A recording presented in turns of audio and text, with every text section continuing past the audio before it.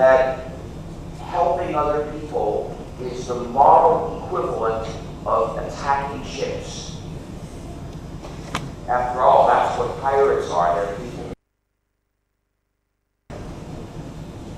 Morally speaking, nothing could be more false than this, because attacking ships is very bad, but sharing is good. And we should encourage people to share. So we should not call these two things by the same name. That's twisted. So when people ask me what I think of piracy, I say attacking ships is very bad. And if they ask what I think of music piracy, I say, from what I've read, when pirates attack, they don't do it by playing musical instruments very badly and loud.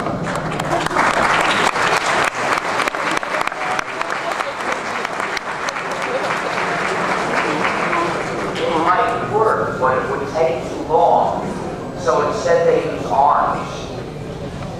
So their piracy is not music piracy, it's just piracy. So you get the point. I look for funny ways to reject the meaning I know they have in mind. Because if I didn't reject it, I would be joining their propaganda campaign. And that's what we have to refuse to do. So that's the reason for freedom too. The freedom to help others. The freedom to redistribute exact copies of the program when you wish. Essential on basic moral grounds. Freedom zero, the freedom to run the program as you wish, is essential so you can control your computing, because everyone deserves to control his own computing, including you. But there are proprietary programs that restrict through their licenses even the execution of the authorized copies. For instance, there is a proprietary program for managing websites whose license forbids using it to publish anything that criticizes the developer. In this case, proprietary software literally takes away the user's freedom of speech. Just imagine, Berlusconi could fund the development of such a program, and this way he could censor all the websites that use the program.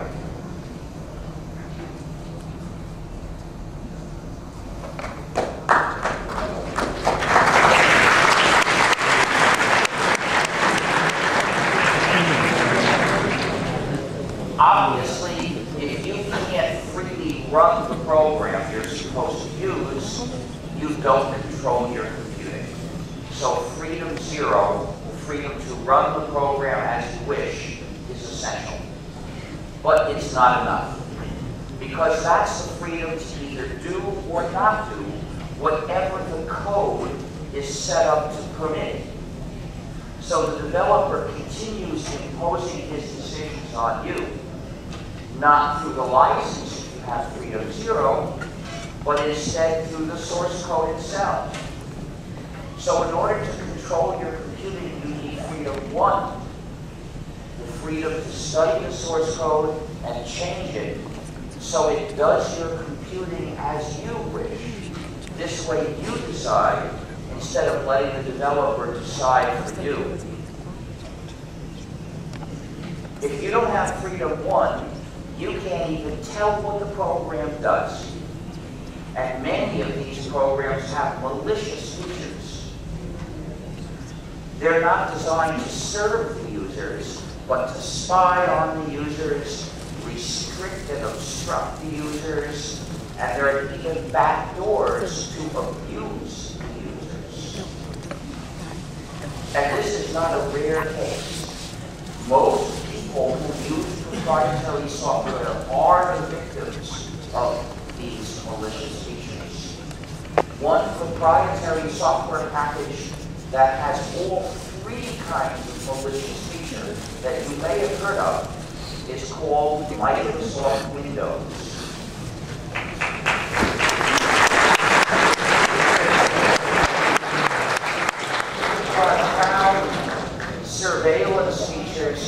windows that send information about the use of the machine. The restriction features, the digital handcuffs, or digital restrictions management, DRM, those are no secret, because if the users try to do something and the software refuses to do it, they see that. But the back doors are not so easy to find. However, we know of some. For instance, one of the back doors in Windows gives Microsoft the power to impose changes in software, to forcibly install them without asking permission of the theoretical owner of the machine. I say theoretical owner because once Microsoft has Windows running in the machine, Microsoft has owned that machine. Microsoft has total power over it. In fact, Microsoft can install a change in any program, even non-Microsoft programs. So, Windows is malware. It's just as malicious as a virus. After all, what makes viruses malicious? The fact that they have malicious features that do harm. They're designed to do harm. Well, Windows is too. But it's not unique. The Macintosh system is also malware. It has no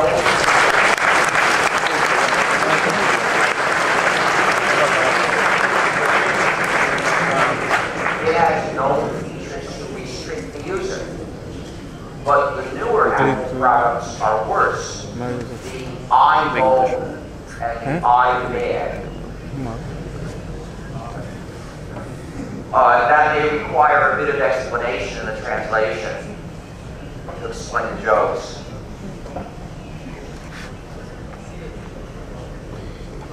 Because you see, the official names are iPhone and iPad, but I think the name's iPhone. How do you say iPhone? Translate iPhone to Italian.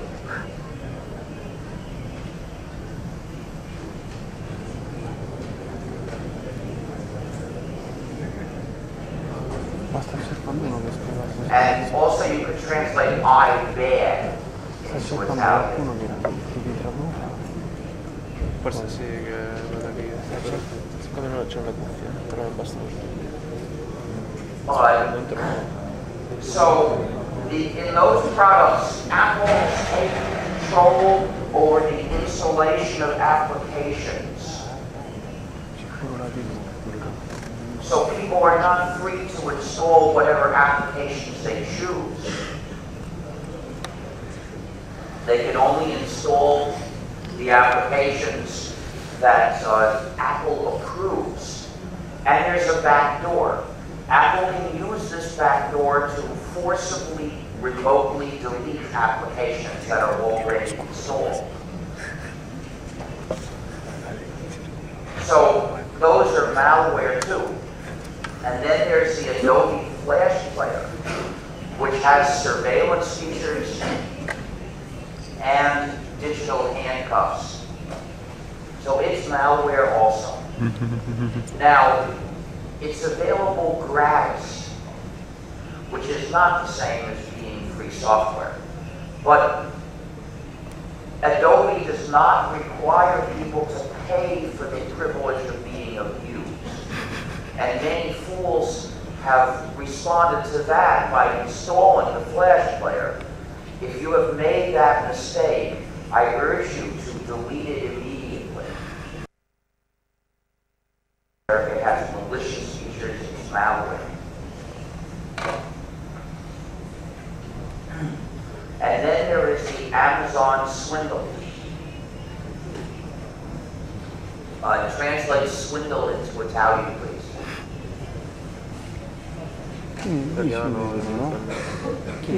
That's not the official name of the product. It's an e-book reader. It's designed to attack the freedom of readers of books. chiesto such as the freedom to acquire a book anonymously by paying cash. Swindle, ha detto. Sono There's no way to get most books anonymously for the swindle because they can only be obtained from Amazon, and Amazon requires users to identify themselves. Amazon maintains a huge list of all the books each person has bought. And such a list is so dangerous to human rights, we cannot tolerate its existence anywhere. I do not do business with Amazon. I buy books with cash. And then there is the freedom to give, lend, or sell a book. Amazon takes these freedoms away with digital handcuffs and also with license agreements saying that users don't really own the books they have supposedly bought. Amazon does not respect private property for readers. And then keep a book as long as you wish. To take away this freedom, the swindle has. We discovered this back door by observation. People saw Amazon use it. They saw their books disappear. Amazon remotely deleted thousands of copies of a particular book in 2009. And the book with which Amazon demonstrated the Orwellian nature was 1984 by George Orwell. Amazon then received a lot of bad publicity and said, in the future we won't do this again unless the government tells us to. I don't find that comforting. I'm not going to store anything on a device that has a back door in it if I know about the problem, or if I suspect there's a problem. The official name of this product, Kindle means to start a fire. Evidently, this product is intended to burn our books.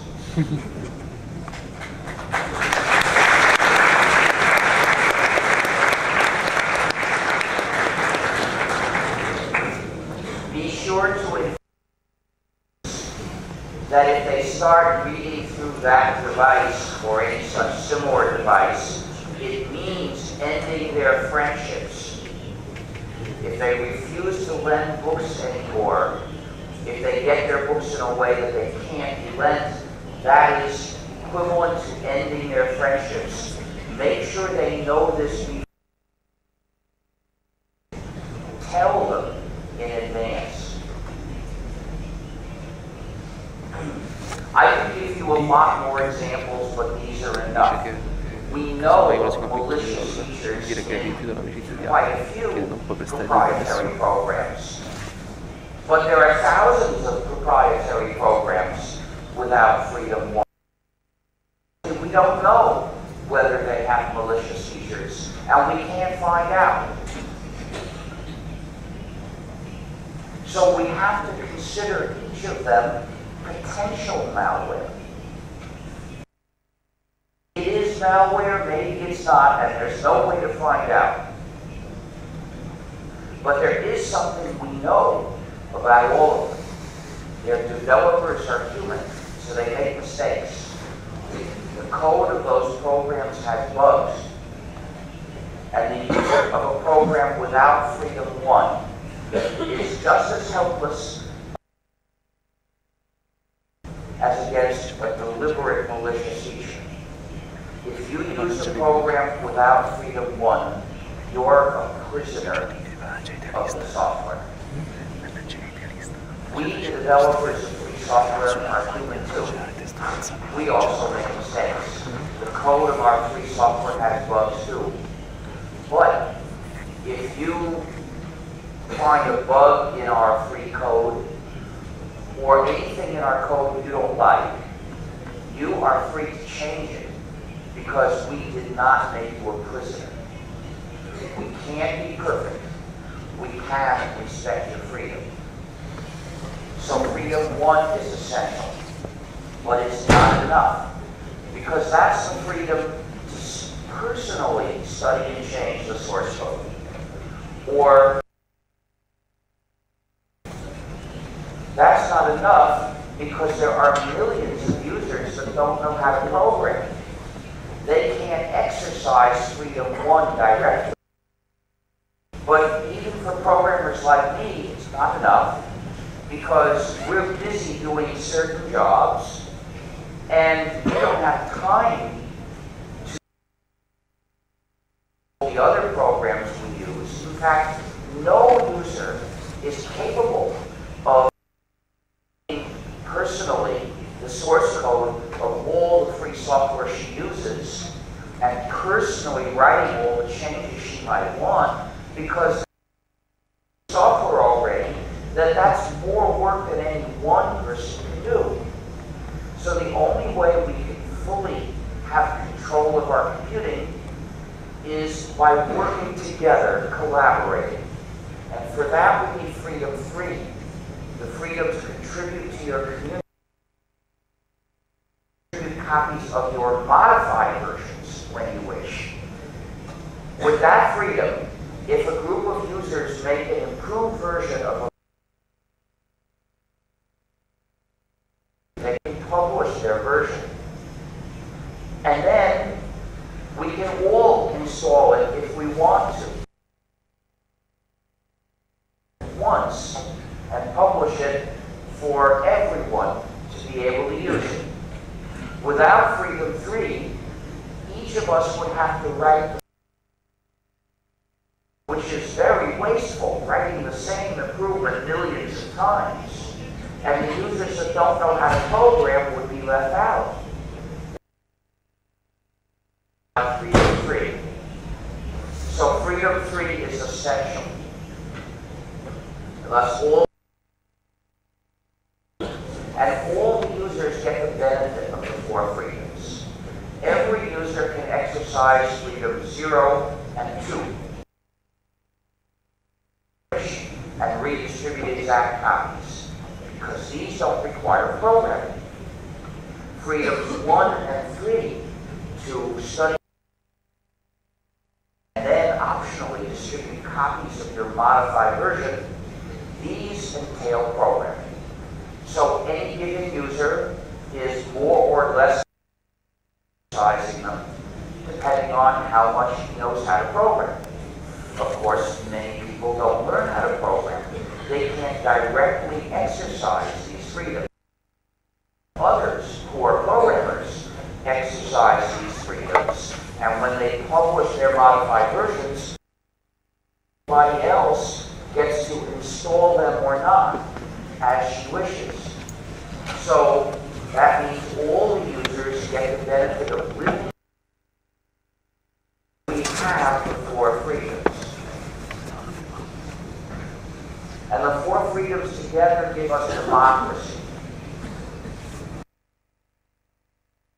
Radically under the control of its users. Every user is free to participate as he wishes in the future of the program, which is simply the sum total of all the decisions to do with it. By contrast, a proprietary program develops under the dictatorship of its developer. Total sole control over what that program will do.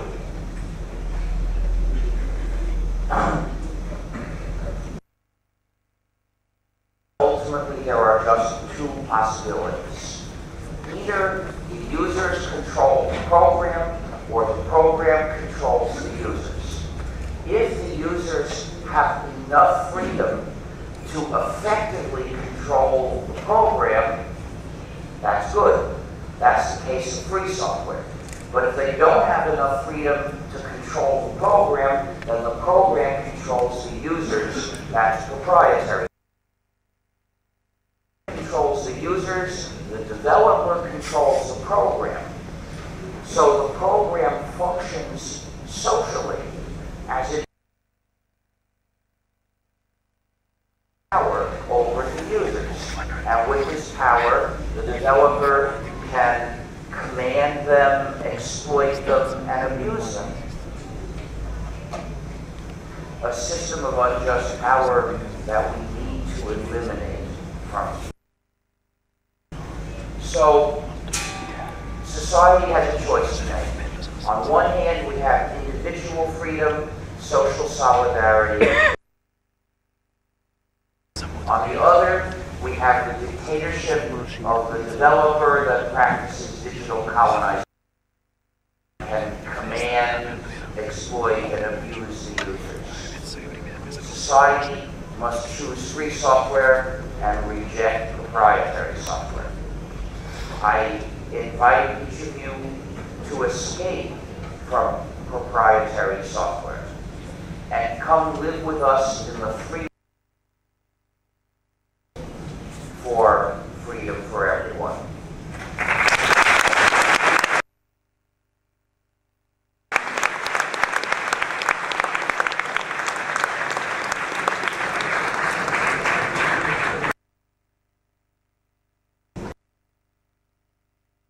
Movement in 1983.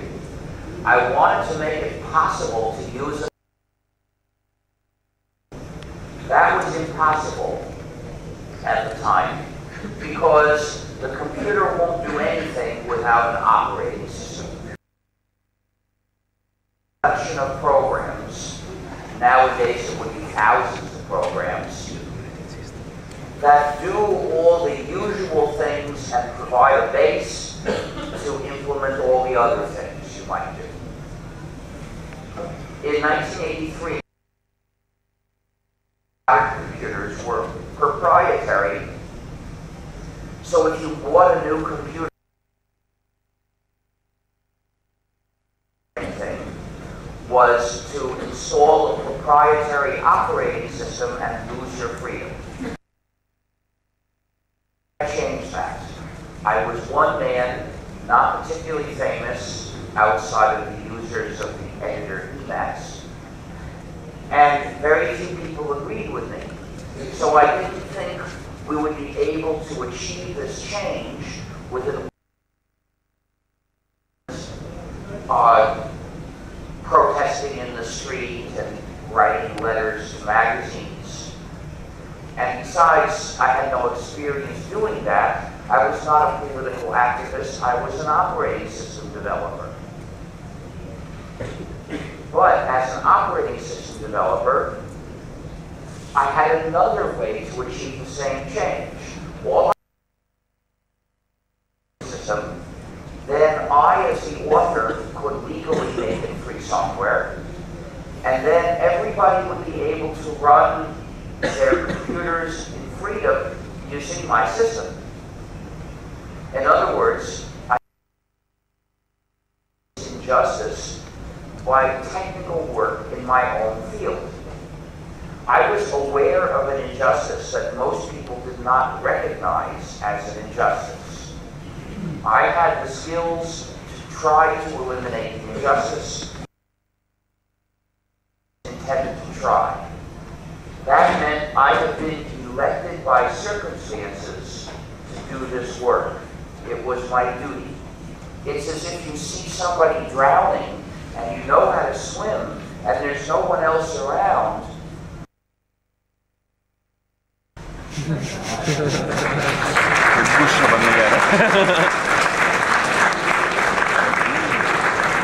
you have a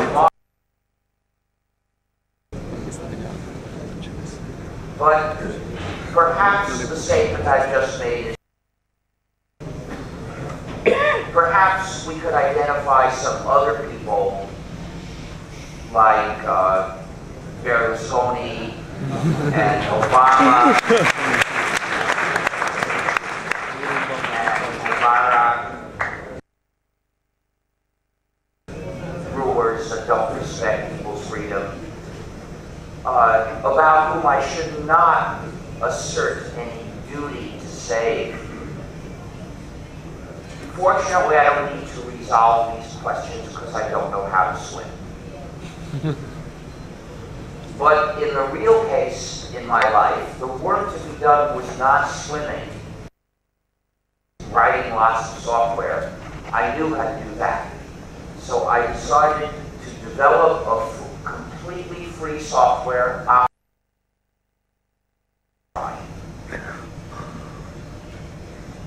old age, that is.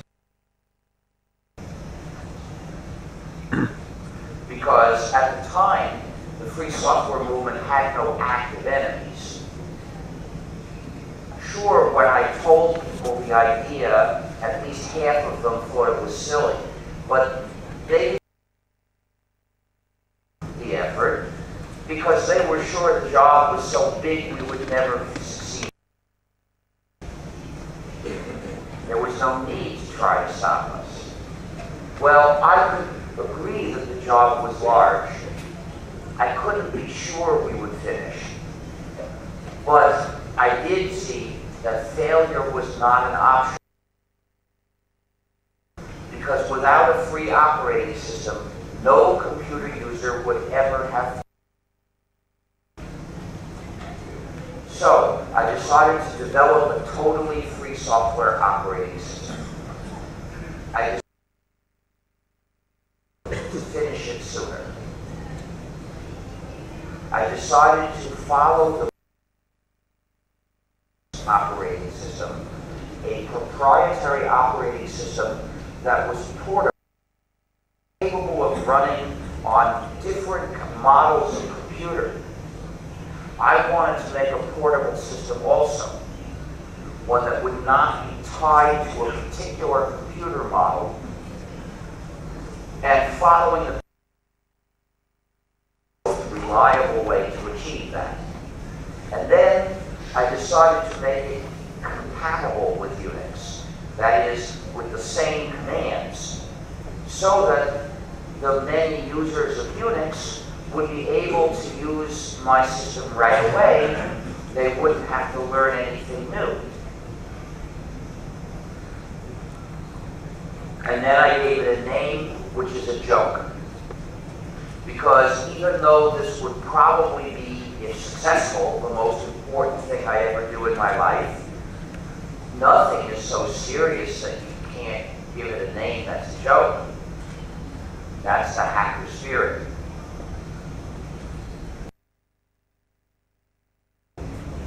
It's spelled GNU.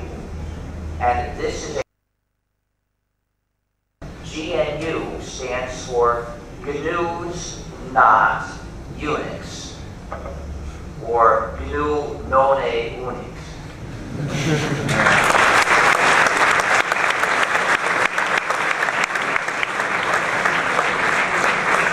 Of course, programmers love jokes involving recursion. Acronym for something's not Unix in order to be a joke. Without another meaning, it's not funny. So that's why I didn't use ANU, FNU, SNU, or UNU. They're not words, but GNU is a word. It's the name of an animal that lives in Africa.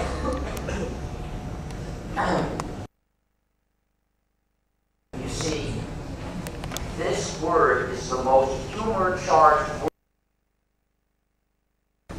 because it's used in countless wordplays. Because, according to the dictionary, the G is silent and it's pronounced new, which of course is a common word. So every time you can spell it GNU and you've got a joke.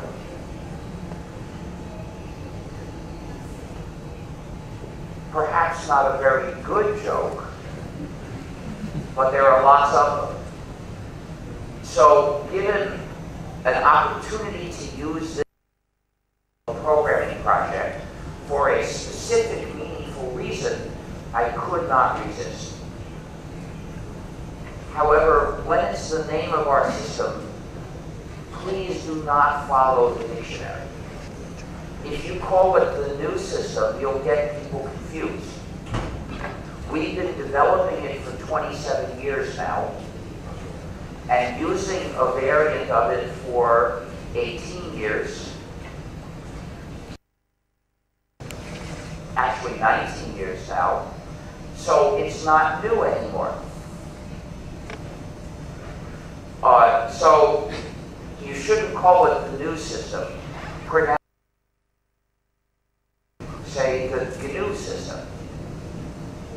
However, in Italian, it's okay to pronounce it new, which is how you pronounce the name. But there's another error of pronunciation you need to avoid, which sounds like Linux. How did this error get started? It's such a big error. It got, basically, some people got confused and they taught their confusion to others.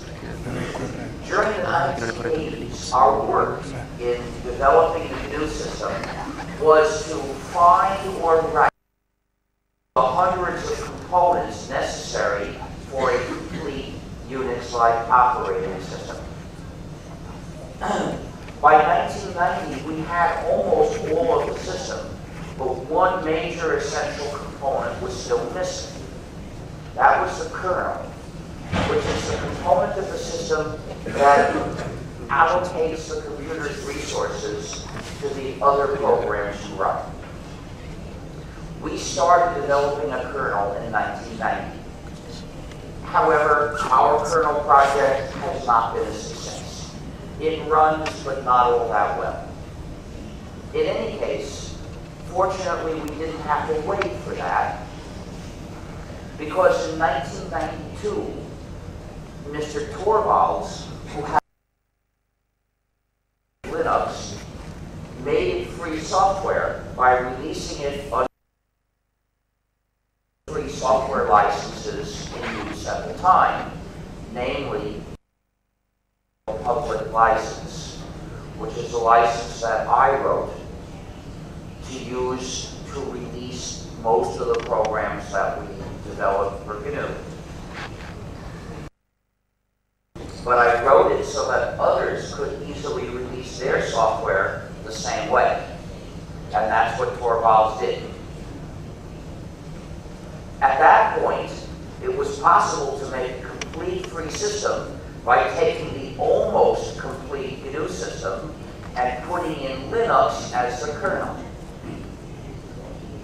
This combination is basically GNU, but also contains Linux. So an appropriate name for it would be GNU plus Linux or GNU/Linux. However, the people who made this combination, not us, because we still thought our kernel was going to be working soon and would be better, those people were focused so much on Linux, the kernel, that they thought of all the rest of the system as a small add-on to Linux. So they started calling this combination a Linux system, and other people imitated their mistake. And so that's how it is that millions of people use a variant of the GNU system, and they don't know it. They think they're using Linux. The freeing of Linux under the GNU GPL was a major contribution to the free software community. However, the error of calling the whole system Linux is very detrimental to the free software movement, and that's why it's important. The issue of credit is not the most important ethical issue in life, and if this were just an issue of credit, it would not be really important. But there's something else much more important at stake in your choice of the name to call this system. Your freedom is at stake. Indirectly, of course, because directly the name doesn't change the thing. If you call roses onions, you won't change the roses, but you will confuse cooks. And that can cause a lot of trouble. So the name you use to describe something does have an effect. The words you choose determine the message you communicate to others, which influences their thoughts, which then guide their actions. Since 27 years ago, the name GNU has been associated with our ideas of freedom and community. The name Linux is not. It's associated with different ideas, the ideas of Mr. Torvalds. And what are they? Torvalds never agreed with the ideals of the free software movement. He doesn't believe that you as software users deserve freedom. He doesn't value freedom for software users, not even for himself. He says that what he wants is powerful, convenient software.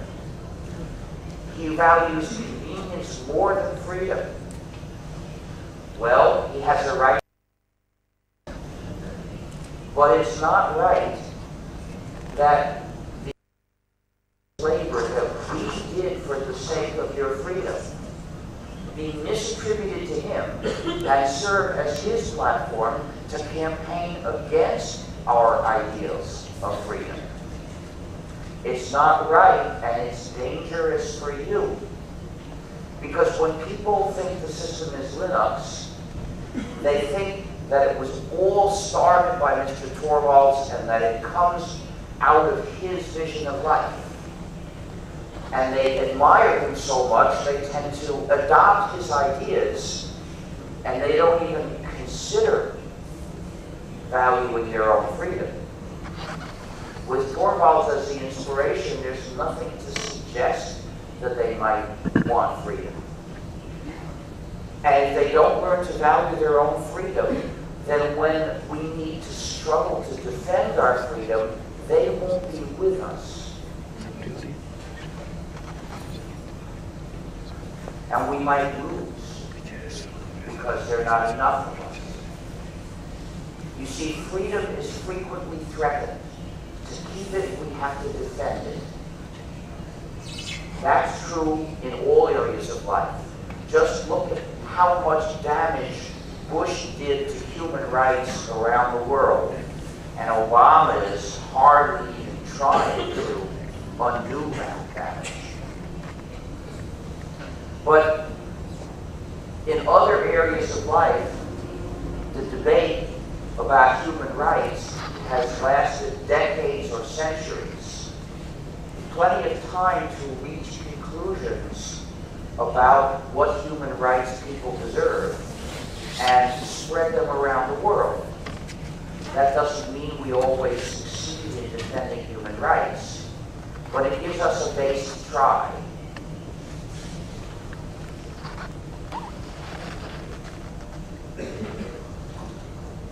However, computing is a new area of life. Even in a few advanced countries, it's less than 20 years that most people do computing. And in other places, it's much less. That's not much time to have a debate about what human rights a person deserves in using a program. Even if society had tried to have this debate, but generally there never was any debate. Almost everyone started using computers with proprietary software. In an environment of other users of proprietary software, that's the only possibility they knew of. So they took for granted that proprietary software was legitimate, which meant, in effect, they let the proprietary developers dictate the answer to that question. What human rights do you deserve in using a program? And they dictated essentially none at all. We can control anything we want to. And people accepted that because it never occurred to them they could say no. They never questioned that the developers deserved power over them. So who's trying to start this debate? We in the free software movement believe we have identified 4 human rights that every software user deserves. They are the 4 freedoms that define free software. But when we try to bring this idea to the attention of the public and even the users of our GNU system, we have to overcome 2 big obstacles. First, they don't know it's the GNU system, and second, they don't know it's free software. When the users think that the system is Linux, they don't know that they're using the GNU system. So when they see the articles from the GNU project which explain our ideas, they say to themselves, why should I read that? Those are the ideas of those GNU fanatics, and I'm a Linux user. So I'll just follow the ideals of Mr. Torvalds. I won't bother listening to those GNU fanatics. How ironic, because when they call themselves Linux users, they're talking about the GNU system, and they don't know it. If they knew that they're using the GNU system with Linux as the kernel, then they might think, oh, I'm a GNU plus Linux user, and these are the ideas of the GNU project, I should pay attention. And then we have a chance to convince them. And now we face another obstacle. Around the world, most users of free software, most people talking about free software, don't call it free software. There's another term they know, open source, which stands for completely different philosophical ideas. How did this happen? During the 90s, as the GNU plus Linux system gained popularity among technical people, a lot of them noticed practical advantages. It was powerful, reliable, efficient, and cheap. So they recommended it to their friends, but they didn't talk about freedom because they never thought about it that way. So there were 2 political camps within the free software community. There was the free software movement, those of us who thought of the issue in terms of freedom and social solidarity, who presented it as an issue of right or wrong. And then there was the other camp, the camp of the people who appreciated free programs and maybe contributed, but only for practical reasons, and who didn't recognize an ethical issue. And there was a debate between the camps. But then in 1998, the other camp coined the term open source and switched to that. The term had not been used before, so they were able to choose which ideas to associate it with and which ideas to leave out. They left out the entire ethical level of the issue. So in the open source philosophy, they only appeal to practical convenience values, and they don't say that it's wrong to stop users from changing and redistributing software. They only say that if you let the users do that, they might make the software technically better. Which I think is a nice bonus, but it's not what's really important. Well, they were the majority. Those views are less controversial, so people found them easier to consider. Not only that, but in 1998, there were already a number of companies involved in free software. They developed it or distributed it, but most of them also distributed proprietary software. Those companies did not want their customers to learn to demand freedom, because then they would not be potential customers for proprietary software products. So those companies switched to saying open source, and mostly the politicians and the journalists followed the companies, And that's how it is that nowadays, most people, when they hear about our work, they never hear about free or freedom. We have to campaign vigorously just to let the users of our software know about our existence. Most articles that mention my name don't mention that it's about free software. In fact, a number of articles have called me the father of open source. When I see that, I send a letter to the editor saying, if I'm the father of open source, it was conceived with artificial insemination, using stolen sperm, without my knowledge or consent. Then I explain about the free software movement and its political, ethical ideals, because that's the whole point of the letter. The joke is something to get readers interested so they'll read about the important thing, which is what the article failed to tell them. So I'm constantly making this effort. But I can't do it all. We need your help. We need your help teaching people about the issue of freedom here. That's what we need most. Yes, we would like more people to join in writing free software. We still need more of that. But that's not what's most scarce. If you want to make a big contribution, help us by explaining the ideas of freedom to other people. And by organizing free software activist groups to campaign for the adoption of free software and to teach other people.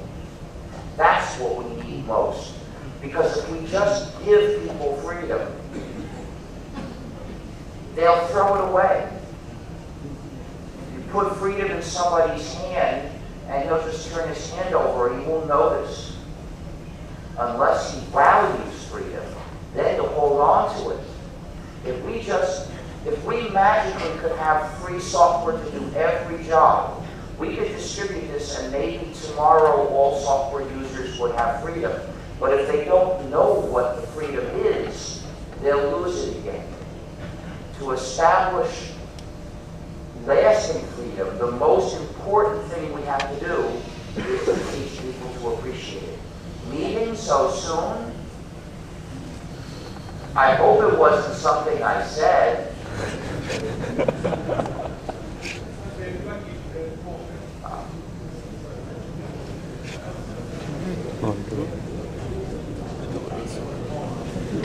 Oh, they're going out, they have a suicide pact. They're going to go out and kill themselves slowly.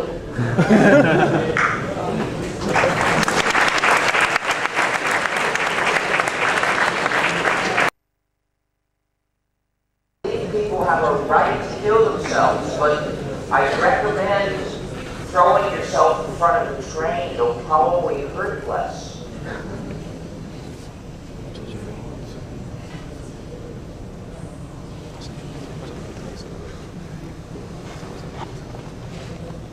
So we can see this because in our community we have gained freedom and lost it for failure to evaluate enough.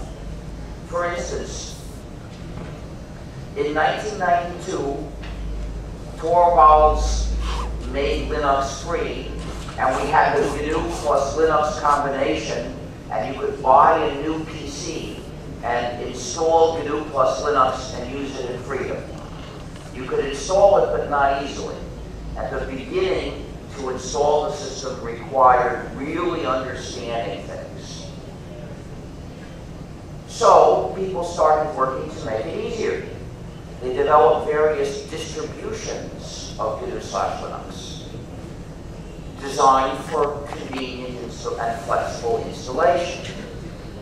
So there were several distributions in competition. So some years later, the developers of some distributions said, we can gain in this competition by adding some proprietary programs to our distribution and presenting them as advantages. And this works since most of the users didn't value freedom or understand the concept of freedom in this area. They thought of those proprietary programs as advantages, and they chose that distro. And then the developers of other distros looked at that and said, uh-oh, they're beating us because they have these attractive proprietary programs. We have to put proprietary programs in our distros to eliminate their advantage. And they did that, and a few years later, all the distros had proprietary software. There was not one distro that fulfilled the goals of the free software movement. So we had developed a system so it would be free. And then people, by adding non-free software, had ruined it. 10 years ago, when people asked me, where can I get this system? I had to say, I'm sorry, I don't know any place I could recommend. There are dozens of distros, and not one of them is free. So we had reached freedom, and then we fell back and lost it because most of our community didn't appreciate freedom enough to hold on to it. I'm happy to say that today there are completely free GNU/Linux distros. For instance, there is Ututo, U-T-U-T-O, and there is BLAG, which stands for BLAG, Linux, and GNU, another recursive acronym. And there is GNUsense, and there is Vscaler, and there are a few others. The complete list can be found in gnu.org/distros. But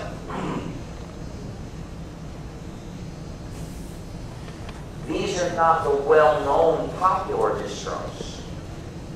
The well-known distros continue to keep all of them to contain non-free software. So we have made a beginning at recovering the freedom we failed to hold on to. But just the beginning. We have a long way to go to get back to the situation where we can take for granted that somebody installing GNU/Linux is installing only free software. And thus, the tendency to distribute and install non-free distributions in our community is one of its major weaknesses. Because that teaches people something. It teaches people that using some non-free software is okay, that's the goal. It gives them a wrong idea of what freedom means.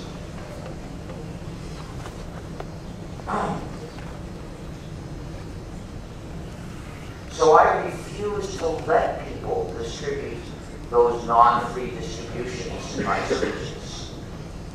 People have asked me many times, and I say, no, you can't, because it would give the wrong idea of what the purpose is, what the goal is. But then we lost our freedom in another way. Nowadays, Linux, the kernel, is not entirely free software. There are various pieces of it which are non-free. In various so-called source files of Linux, you will find a long table of numbers. These tables can have up to 300,000 numbers. And these tables are really executable programs dressed up as source code. But they're not source code. You can't make an executable into source code by representing it as a series of numbers in ASCII. That's not source code. So these programs are not free. In addition, many of them explicitly carry non-free licenses. So nowadays, Torvalds' version of Linux is not free software, and we can't recommend it. So, for the sake of totally free GNU/Linux distros, we need to make Linux free again. So, one of the things we do is we maintain a modified version of Linux in which we delete these non-free pieces. It's called Linux libero. And the job is actually simple. We just have a script that deletes the blobs. So every time Torvalds releases another version, we run the script and we make our new version. It's not a lot of work, and it gets a version of Linux that's ethical, but it doesn't give us free software to support those peripherals, which the blobs are meant to support. If a peripheral doesn't run with free software, then when you try to run it with Linux libero, it just doesn't run. So that's honest. It says, in the free world, we can't use this peripheral. It's better than what Torvalds is doing, but it's not a full solution. Well, what happened here? What happened was that Torvalds never believed in freedom for software users. But starting in 1992, for a while, it suited him for other reasons to maintain Linux as free software. And then it suited him more to put in non-free pieces. And he didn't have to do any soul searching. He didn't have to think about a moral question to change his policy, because he never had a moral commitment to freedom anyway. When our freedom depends on somebody who doesn't value freedom, it's precarious. And what we see is the effects of that. If we don't, I can give you more examples of how we've lost our freedom in the free software community, but every time it's because not enough of us value and demand freedom. So we can expect that this kind of thing will continue happening until we build up a large number of people who are ready to fight when it does. And that's what I'm here trying to do. That's what this speech is for. And that's what you can, that's the work that you can continue by spreading these ideas. Increasingly, governments are attacking free software. For instance, the European Union has a directive that restricts free software. Free software for certain vital jobs, such as watching a DVD, anything that involves breaking digital handcuffs. There are legal restrictions against free software to do that. That software has to be distributed more or less underground to get around the, to resist the unjust actions of governments that serve business and regard the people as an occupied people. They are governments of occupation for the empire of the mega corporations.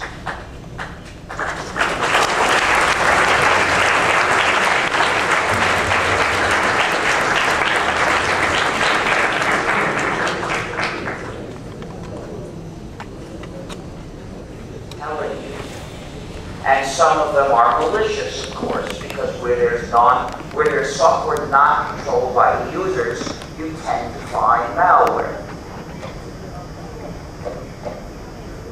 So I turn JavaScript off when I browse. And there's some sites I can't use, but I refuse to let them run their non-free software on my machine, period. So I don't enable JavaScript, I send them a complaint.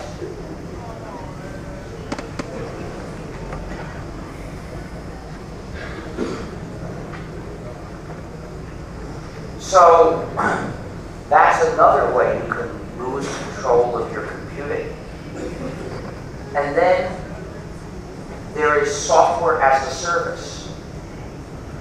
Software as a service means that instead of doing your computing on your own computer, where you can control it if your software is free, you're supposed to send the data to somebody else's server.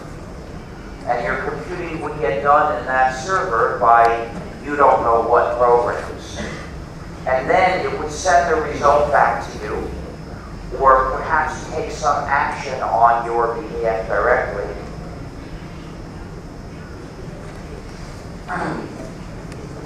And that means you don't control that computer. So you mustn't do it. Software as a service is equivalent to using a non-free program, in that you don't control what that software does. But it's worse than that. Some non-free programs have spyware features, special pieces of code designed to send information about what the users are doing to somebody's server. With software as a service, the users have to send the data to a server. This doesn't involve any special piece of code, but the result is the same. The server gets that data, which you shouldn't have. But it's worse than that.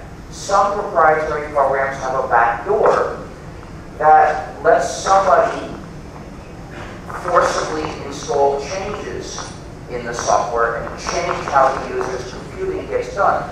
For instance, Microsoft has a backdoor like this. With software as a service, the computing is done in the server. The server operator, of course, can install different software in the server. He should be able to do that. He deserves to have control over his computer. But the consequence, when it's used for software as a service, means that he can change how the user's computing is being done without asking the user. So, software as a service is inherently equivalent to running a proprietary program with spyware and a backdoor like that in Windows. So you mustn't do this if you want freedom. Fortunately, software as a service is rare. It's only a tiny fraction of websites that do software as a service. Most websites just publish information. That's not doing your computing, that's just making available things you can get. There's no reason you shouldn't get them, I suppose. If we look at the websites that provide some non-trivial service, there are many kinds of services. Software as a service is just one subset. There are other kinds of services like communication, e-commerce, which is a kind of communication, publishing things for you. That's not doing your own computing of the kind you could do by yourself. So these are not software as a service. They're also collaborative projects.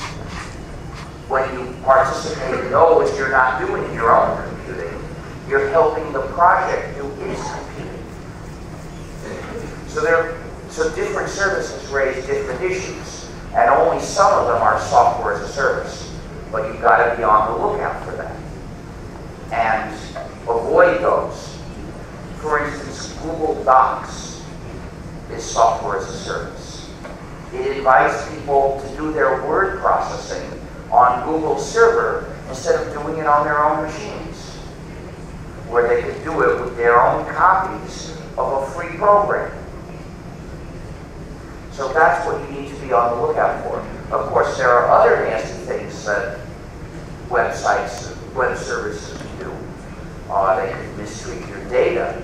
That's why Facebook is not your friend, and you should not use Facebook.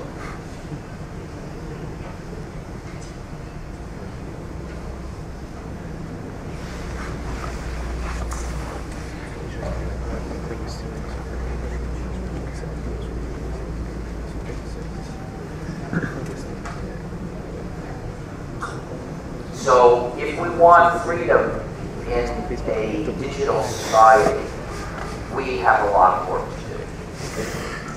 I would like to mention a couple of other specific issues. One is free software and employment.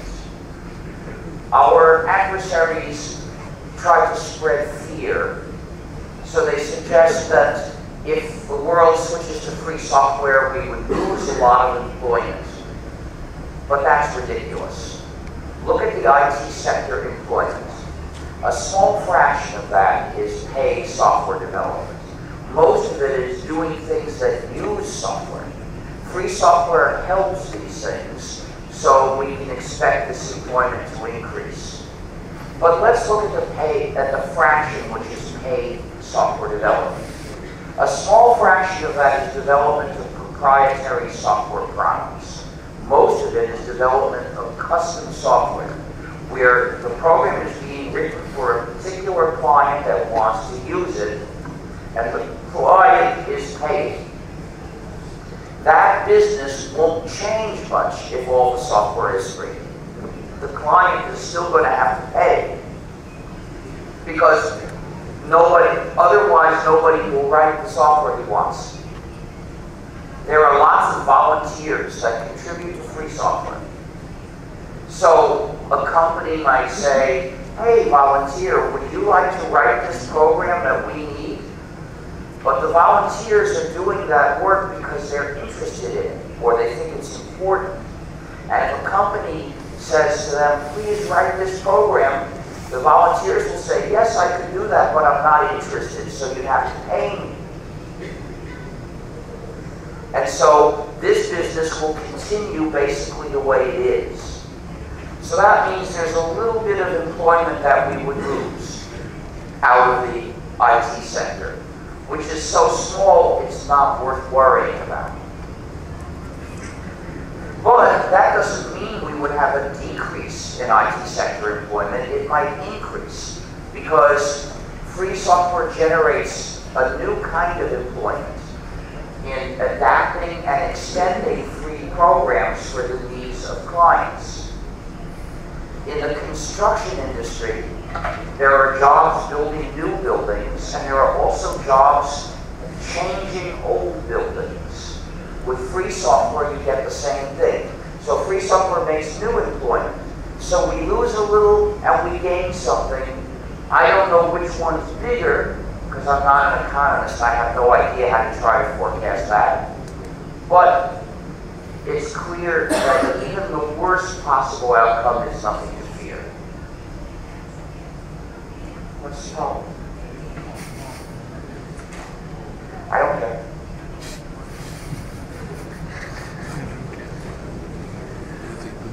When people try too hard to be hospitable, they guess what I want, and then they make an effort to give me what they guess I want without asking if it really matters to me. You can waste a lot of effort that way, so please don't.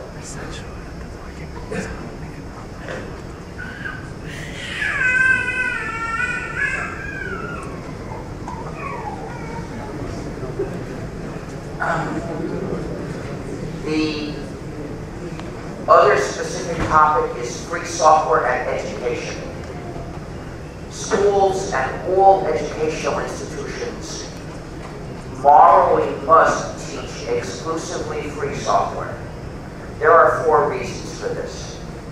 The most superficial is to save money. The schools don't have enough money, so they should not waste some of their money paying for permission to run proprietary software. It's useful to cite this reason because everyone will understand it and appreciate it. But we must be careful never to let this seem like the main reason, because it's superficial, it doesn't directly involve freedom. And in fact, free software is not always gratis. So I actually need to explain why it tends to lead to cost savings. Freedom, too, includes the freedom to make copies and sell them and buy them. So it's not always the case that free software costs nothing. But if the school system receives a copy of a free program, it has the freedom to make a lot of copies and distribute a copy to every school. And then the school has the freedom to install that program in every computer.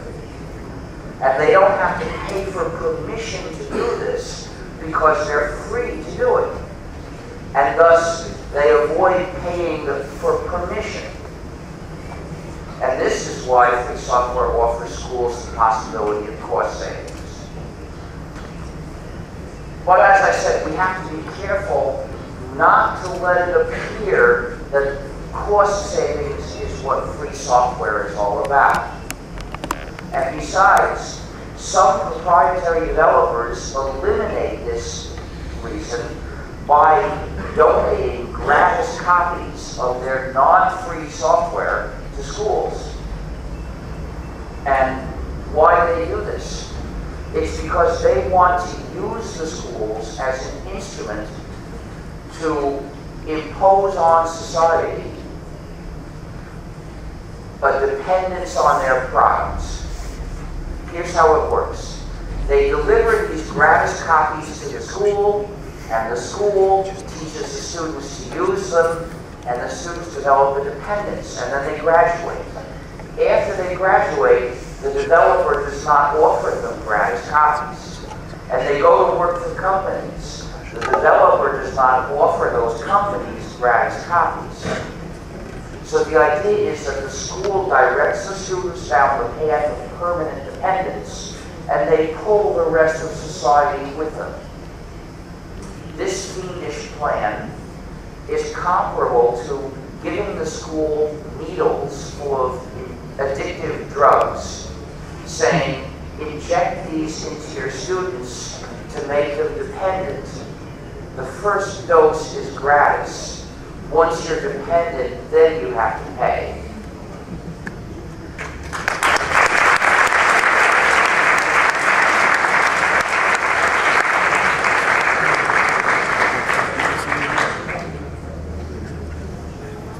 The school would reject these drugs, and it should reject the proprietary software just the same, because the school has a social mission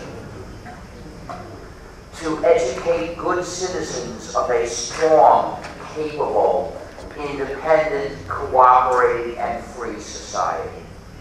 In computing, that means teaching people to be free software users. And by the way, these reasons apply to every level of school, from kindergarten to university. But there's a deeper reason for the education of the best programmers. Some people are natural programmers. At the age of 10 to 13, they become fascinated with computing, and if they use a program, they want to know how that works. But when the student asks the teacher, how does it do this? If the program is proprietary, the teacher can only respond, I'm sorry, it's a secret. We're not allowed to know. Thus, proprietary software is knowledge withheld. It is the enemy of the spirit of education. It should never be tolerated in a school. It sets a bad example just by being there. But if the program is free, the teacher can explain what he knows and then give the student a copy of the source code saying, read it and you'll understand everything. And that student will read it being fascinated and yearning to understand. And the teacher can say, if you come across any point you can't figure out, show it to me and we'll figure it out together. That gives our natural-born programmer the chance to learn a very important lesson. That code is not clear. Don't write that way. You see, a natural-born programmer is very clever and can write lots of code that works, but nobody else will be able to understand why it works, which means other people won't be able to do further work on that program. That's bad code. But the natural born programmer will tend to think it's good, because he'll tend to be proud of being so clever. So in order to become a good programmer, he needs to learn not to do all those things. How do you learn to write good, clear code? By reading lots of code and writing lots of code. Only free software gives you the chance to read lots of code of real large programs that we really use. And then you have to write lots of code. How do you learn to write the code for large programs? You have to start small, but that doesn't mean small programs. The challenges of large programs don't begin to appear in a small program. The way you start,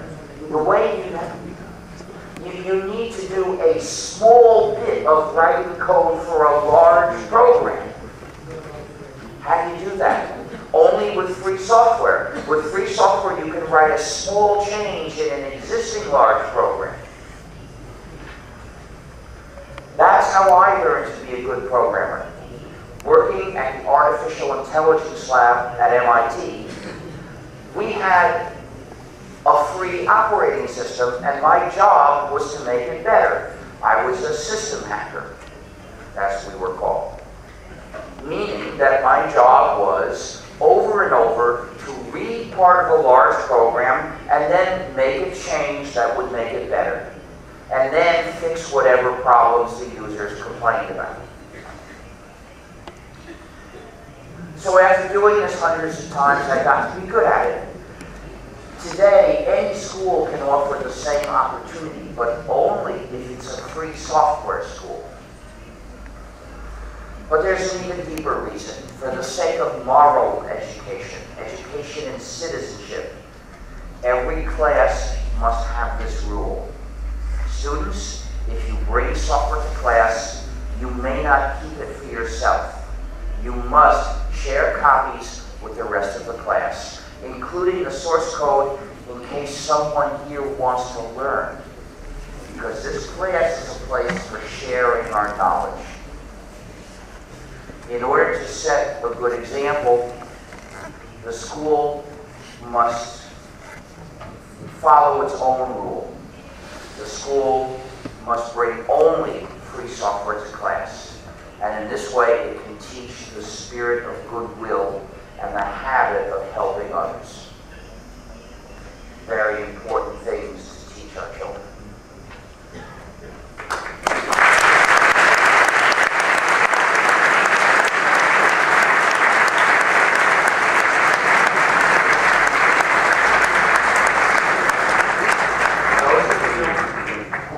Relationship of any kind with the school, it's your duty to organize and campaign to move that school to free software and get rid of the proprietary software. When you do this, don't work alone. Look for allies. Look for as many allies as you can find among the students, among the faculty, and among the staff. Always present the issue in moral terms. If it gets diverted into a purely practical discussion, remind people that there's more at stake. And be persistent, don't give up, and be firm personally.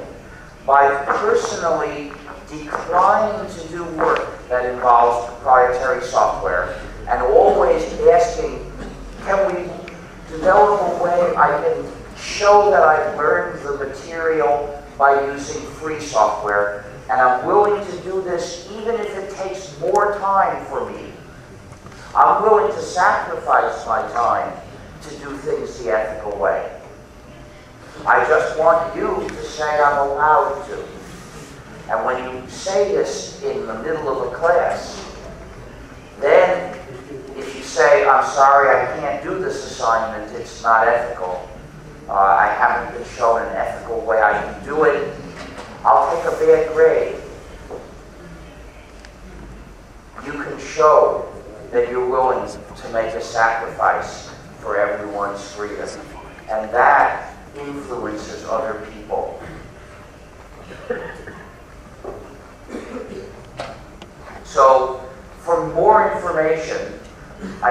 suggest some websites. There is gnu.org, gnu.org. There is fsf.org, the website of the Free Software Foundation, fsf.org. And then there is the Free Software Foundation Europe, a sister organization, whose website is fsfe.org. You can join FSF, you can join FSFE, and these organizations need your support. If you wish to join the FSF and you wish to pay your dues in cash, then you could do it here. But you can also do it through the websites if you are willing to pay through e-commerce. And now I would like to present my other identity.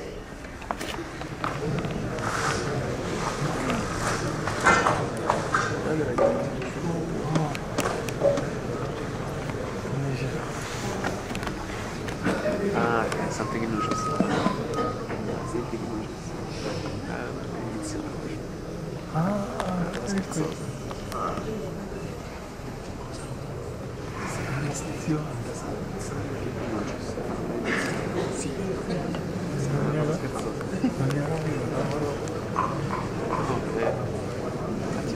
Detto solamente dentro, ma se io andiamo in questo preconcetto. Sono ignazio.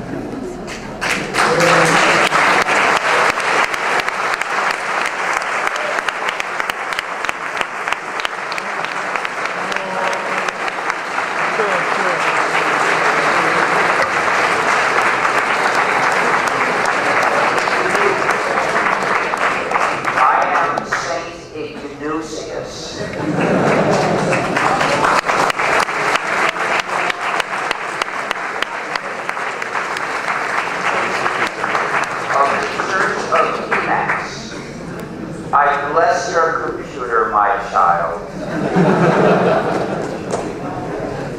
Emacs started out as a program, an extensible text editor that I wrote, which gradually developed into a way of life for many users because they could do all their editing inside Emacs, or they could do all their computing inside Emacs. And then it became a church with the launch of the news group, alt.religion.emacs, which you might find amusing to visit.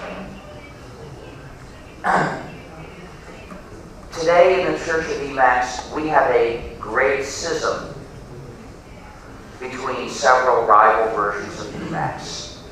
And we also have saints, but fortunately no gods. Instead of gods, we adore the one true editor.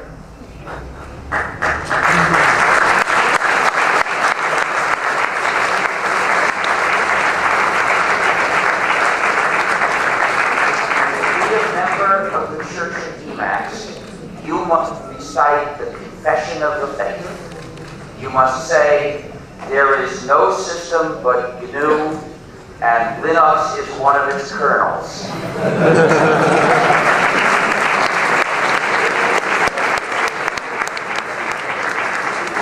Then, if you become a real expert, you can celebrate this with our ceremony, the Fubar Mitzvah.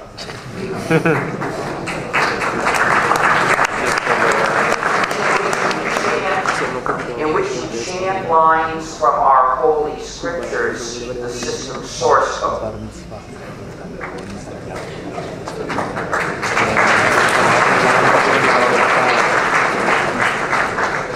We also have the cult of the Virgin of Emacs. The Virgin of Emacs means anyone who has not yet used Emacs. And according to the Church of Emacs, offering the Virgin the opportunity to lose Emacs virginity is a blessed act.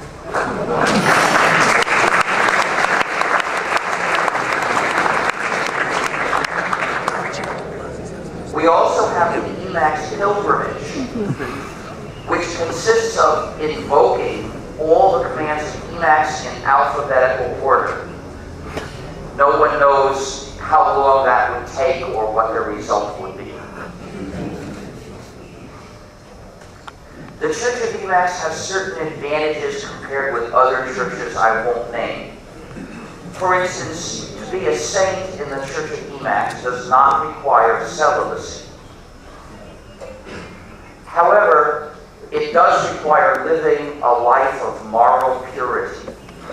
You must exorcise whatever evil proprietary operating systems have possessed computers under your control or set up for your regular use, and then install a wholly free operating system. I'll give you a moment to explain the joke of wholly free.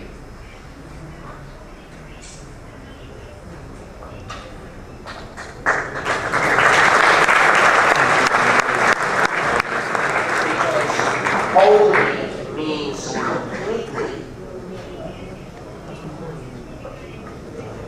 but it also means santo.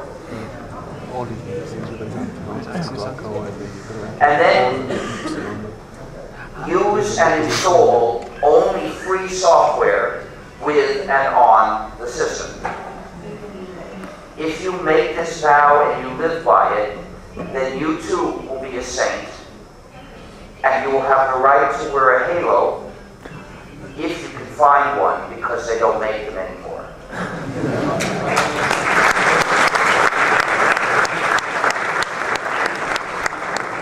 Note that a smartphone is a computer, and so they are included in this vow. Sometimes people ask me whether, according to the Church of Emacs, it is a sin to use the other editor, VI. It's true that VI is the editor of the beast. But using a free implementation of VI is not a sin, it's a penance.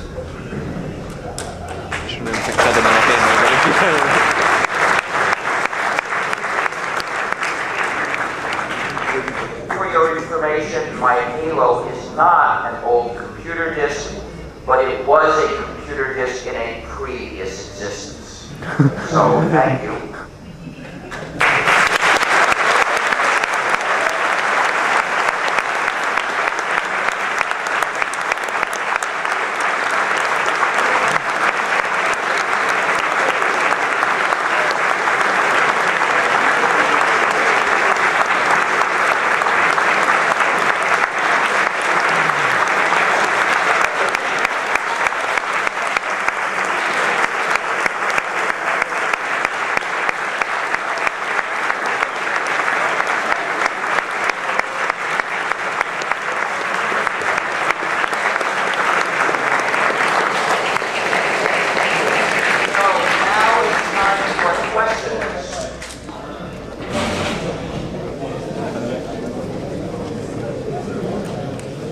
I can't understand you, I'm sorry. I'm sort of deaf.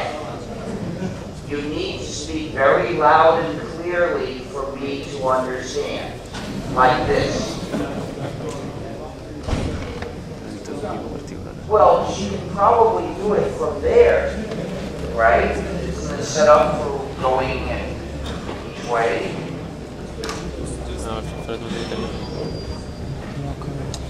Di mettersi le cuffie per fare tutto in italiano. Se qualcuno vuoi chiedere non c'è bisogno che Oh, okay.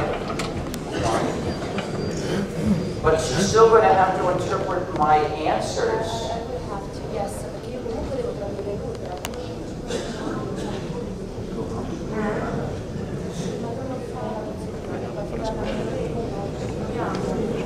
If someone asks a question in Italian, you can translate for me. Well, I see. So you don't have a way that you can speak English. No, I can't do that. Since at most the earphones run out of battery, so most They don't have it. translation anymore. What a screw. Well, whatever you need to do, we'll do it. Okay. Okay. Okay, okay, okay. Yeah.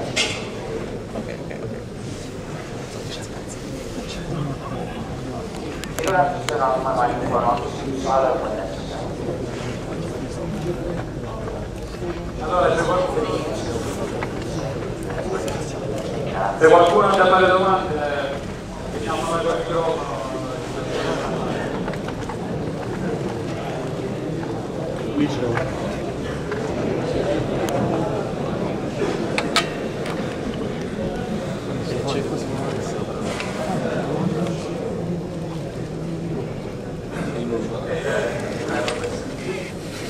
Talking about freedom, usually it says that my freedom was made by this stops where other people's nose are. Yes.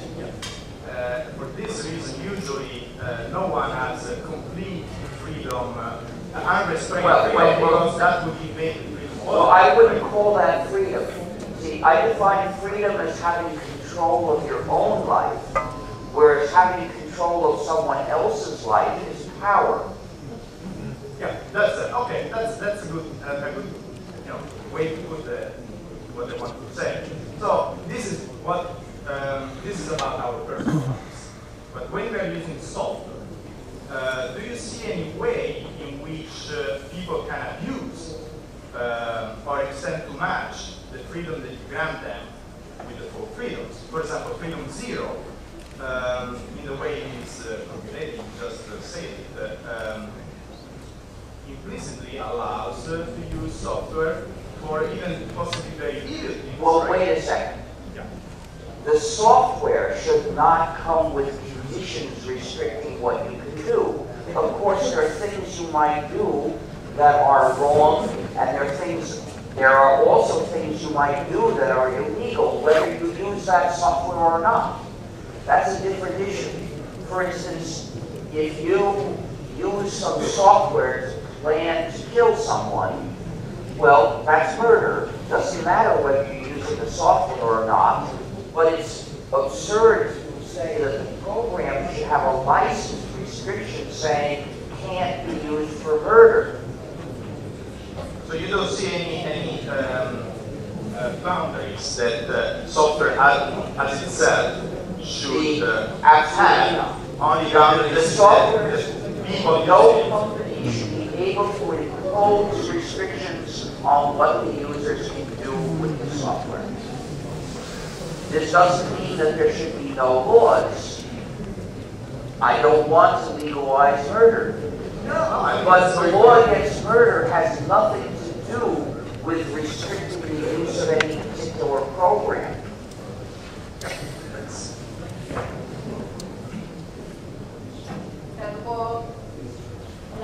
La risposta, dovremo fare in consecutiva le domande, quindi chiederei anche che la domanda poi dare il tempo di tradurre.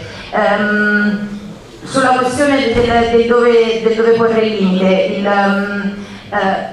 il software non deve presentarsi con alcuna restrizione rispetto a quello che tu puoi fare. Questo non significa che tu non puoi utilizzare il software per compiere atti illegali o sbagliati. Ad esempio, se tu utilizzi un software per programmare un omicidio, questo è sbagliato, ma è assurdo dire che ci dovrebbe essere una licenza che dice che questo software non può essere utilizzato per organizzare un omicidio.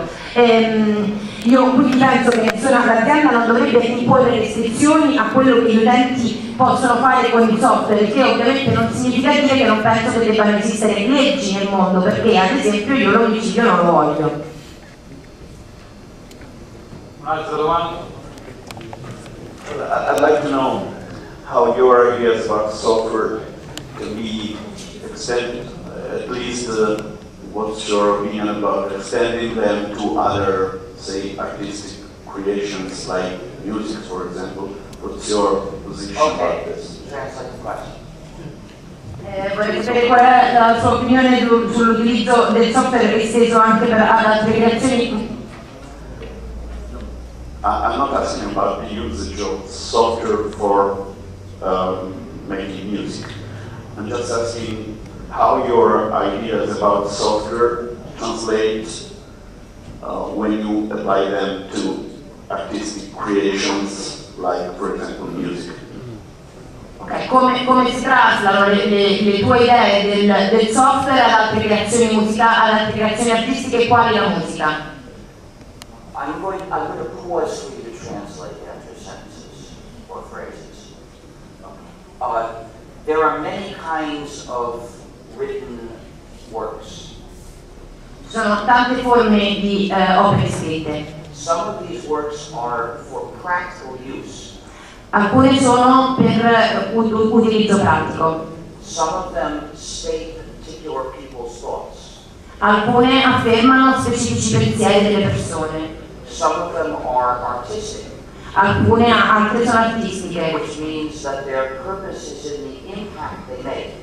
E quindi la loro finalità è l'impatto che avranno. So these are three different kinds of purposes a work can serve. Quindi sono tre diverse finalità a cui un'opera può servire. My conclusions are different for these three categories. Le mie conclusioni sono diverse per queste tre categorie. Works that serve practical jobs must be free. The same reasons that apply to software apply to other works that do practical jobs.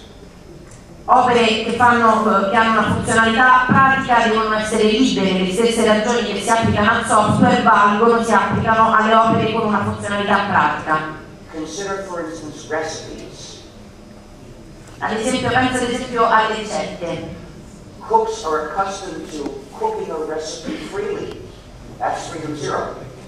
I cuochi sono abituati a essere liberi di preparare una ricetta, la libertà zero. And cooks are accustomed to study a recipe and change it to make the kind of food they want. That's freedom one. E sono abituati a studiare una ricetta e cambiarla come desiderano, libertà numero uno. Of course, some cooks are better than others at changing recipes. Ovviamente ci sono cuochi più bravi e meno bravi a modificare le ricette. There are easy changes and hard changes. Ci sono cambiamenti, modifiche facili e modifiche difficili. Then cooks are accustomed to copying and sharing recipes. That's freedom two. E i cuochi sono abituati a copiare e condividere ricette, libertà 2. And if you've changed a recipe, it's not unusual to give copies of your version to your friends. That's freedom 3. E se hai modificato una ricetta non è inusuale che ne darai copie della ricetta modificata ai tuoi amici, libertà 3. This is no coincidence. This is because when you use a work in your life, you need the 4 freedoms. Non è un caso perché quando utilizzi un'opera, un lavoro nella tua vita hai bisogno delle 4 libertà. But a recipe is not an artistic work. Ma una ricetta non è un'opera artistica. It's instructions for doing a job. Sono istruzioni per fare un lavoro, per fare qualcosa. The job has aesthetic aspects, of course, but the recipe is not meant to be pretty. Ovviamente quel lavoro presenta fattori estetici, ma la ricetta non è pensata per essere bella. So, likewise, all works of practical use must be free. E quindi analogamente tutti i lavori, tutte le opere che sono di utilizzo pratico devono essere liberi. When I say works, I feel it's opere in this case, maybe. Yes, I'm using the term opere, but then sometimes Okay, I don't know if the recipe is an opera. But I It's suppose not, yes. why not? I think copyright law would say that it is one. Che secondo il copyright la ricetta è un'opera. Come sapete il termine work in inglese sta per lavoro, sta per opera e in questo caso lo utilizziamo nel senso di opera. But there are also works that state someone's opinion or someone's testimony. Ma ci sono anche opere che affermano le opinioni di qualcuno, che sono la testimonianza di qualcuno. Publishing a modified version of somebody else's opinion work is just misrepresenting.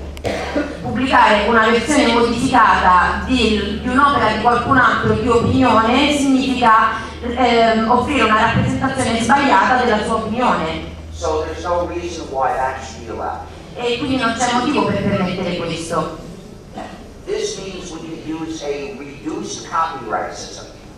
Questo significa che potremo utilizzare un sistema di copyright ridotto, where copyright covers commercial use and modification. Dove il copyright copre l'utilizzo commerciale e la modifica. But everyone has the freedom to non-commercially share exact copies. Ma ognuno ha la libertà di condividere non commercialmente copie esatte. This freedom is the minimum freedom for all kinds of works. Questa libertà è la libertà minima per ogni tipo di opera. Because sharing is good. To attack sharing is to attack society. Perché condividere è bene, attaccare la condivisione è attaccare la società. So,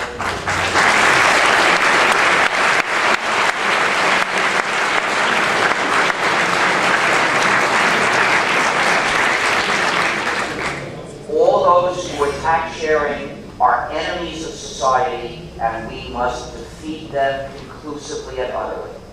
E tutti quelli che attaccano la condivisione sono nemici della società e li dobbiamo sconfiggere senza remore.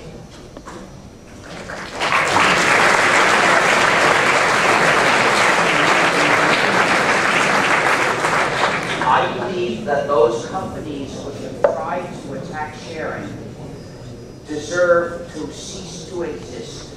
Ritengo che le aziende che hanno tentato di attaccare la condivisione meritano di cessare di esistere.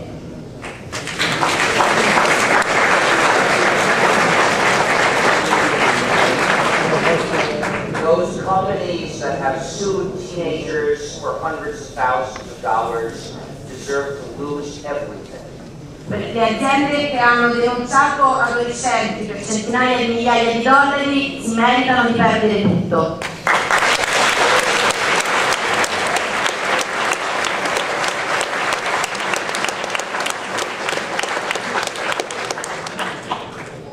So whenever they talk about their rights, they're talking about something that doesn't exist. When they argue that laws should give them certain rights, well, the only right they have is to go bankrupt. Quando parlano dei loro diritti, parlano di diritti che non esistono. L'unico diritto che dovrebbe essere riconosciuto dalle leggi è quello di fare bancarotta.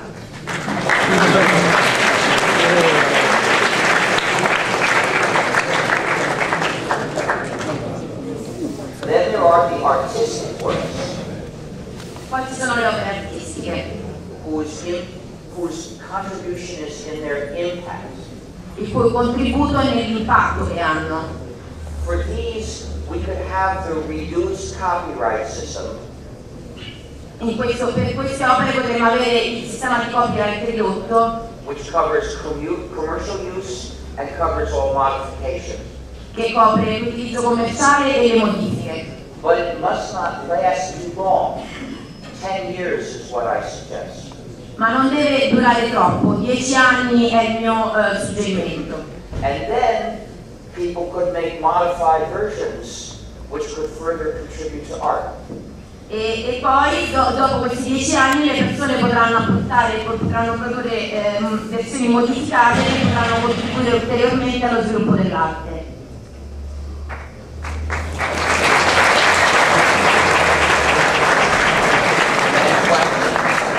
Prossima domanda.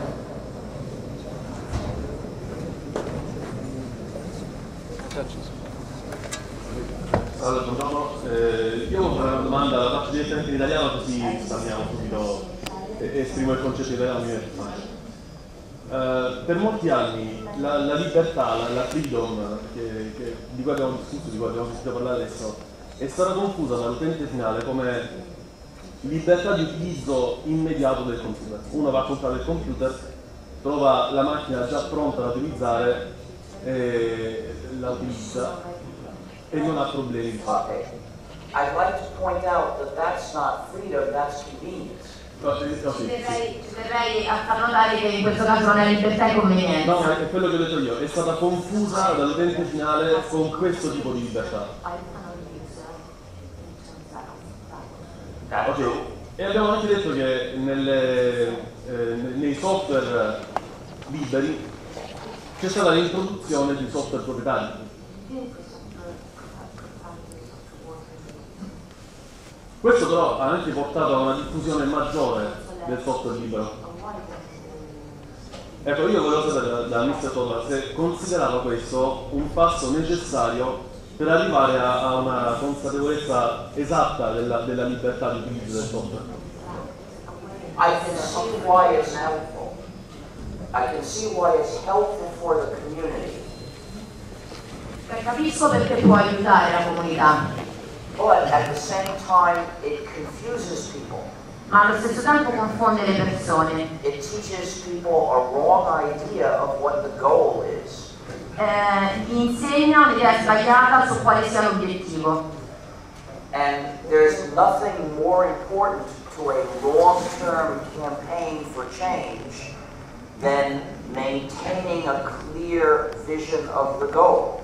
E non c'è niente di più importante in una campagna di lunga durata per il cambiamento di mantenere una visione chiara della finalità. And our community has mostly lost sight of the goal of freedom. E la nostra comunità ha quasi perso di vista la finalità della libertà. So, where do we need help more? Quindi dov'è che abbiamo più bisogno di aiuto? In convincing more people to run free programs or in teaching more people to demand freedom? Abbiamo più bisogno di aiuto a convincere più persone a far girare i programmi liberi o a insegnare a più persone di rivendicare la libertà? To me, it's clear, it's the second one. Per me ovviamente vale il secondo caso. Now, when I said to people, please help teach about freedom, 10 years ago, often they would say to me, I believe in a two-stage approach. Quando diceva alle persone per favore aiutateci a insegnare la libertà, 10 anni fa mi rispondevano, spesso mi rispondevano credo in un processo a due passaggi, a due step. First, let's convince people to run free software and then we'll teach them about freedom. Prima convinciamo le persone a far girare il software libero e poi gli insegneremo la libertà. Well, if we really did that, it might work. Se davvero l'avessimo fatto avrebbe potuto funzionare. But that's not what they really did. Ma non è stato questo quello che è stato fatto. In practice, what they did was almost everybody worked on stage 1 and there was just me working on stage 2. Quello che è successo in pratica è che praticamente tutti hanno lavorato sulla fase 1 ed ero io da solo a lavorare alla fase 2. And I couldn't keep up with all the people they were bringing into our community that didn't know about freedom. E io non riuscivo a stare al passo con tutte le persone che loro portavano dentro la nostra comunità e che non sapevano niente della libertà. The result was our community was full of people who had never heard about freedom. E il risultato è stato che la nostra comunità era piena di gente che non aveva mai sentito parlare di libertà. And they made it harder to teach people about freedom because they were always disagreeing with me and saying, oh, forget about freedom. E hanno reso più difficile insegnare alle persone della libertà perché dicevano continuamente scordatene. So this is not the path to victory. Quindi questa non è la strada verso la vittoria. So please, if you want freedom to win, teach people about freedom. Quindi per favore, se volete che la libertà vinca, insegnate alle persone la libertà.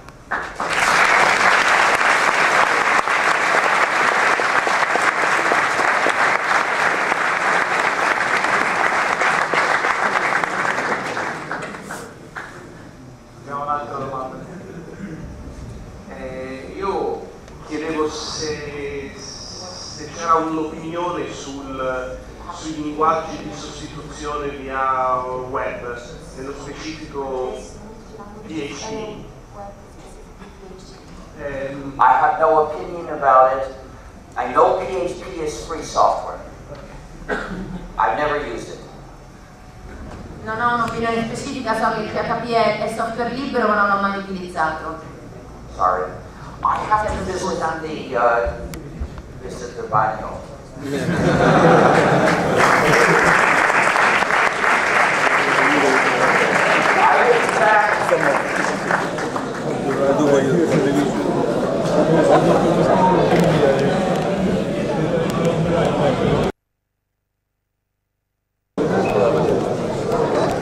So, more questions?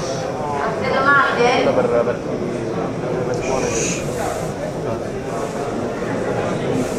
So, you say that you distinguish among software and other artistic creations. I don't use the term artistic creations. Something like that. I don't use, but yeah. So, the question is, non-trivial software is designed using the cleverly I designed... can't hear you now. Okay.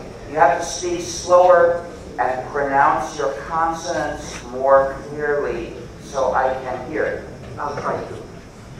So, non-trivial software uses internally cleverly designed algorithms and data structure which are essentially an artistic creation. No. It's essential intellectual creation. That's different. Remember, the distinction I'm making is about what kind of contribution the work makes to society, how it contributes. It's not about the difficulty. I'm not saying software is easy. That's just not the issue. I'm also not saying that there are no aesthetic elements in a functional work. Clearly, there are some aesthetic elements in the source code of a program.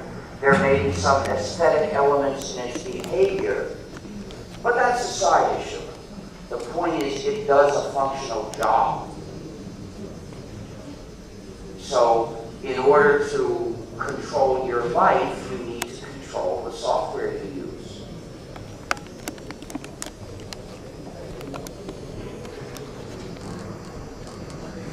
Ci sono altre domande? Un momento, traduzione. La domanda parlava di software non banale che usa internamente algoritmo che presenta anche un fattore estetico, un elemento estetico.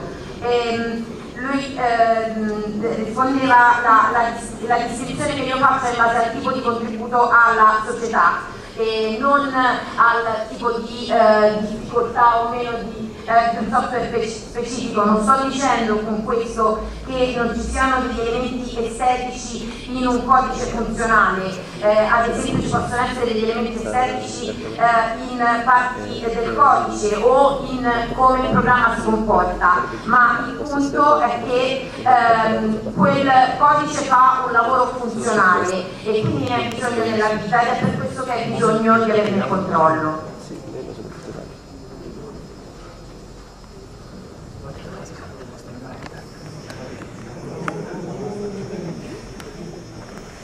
Allora.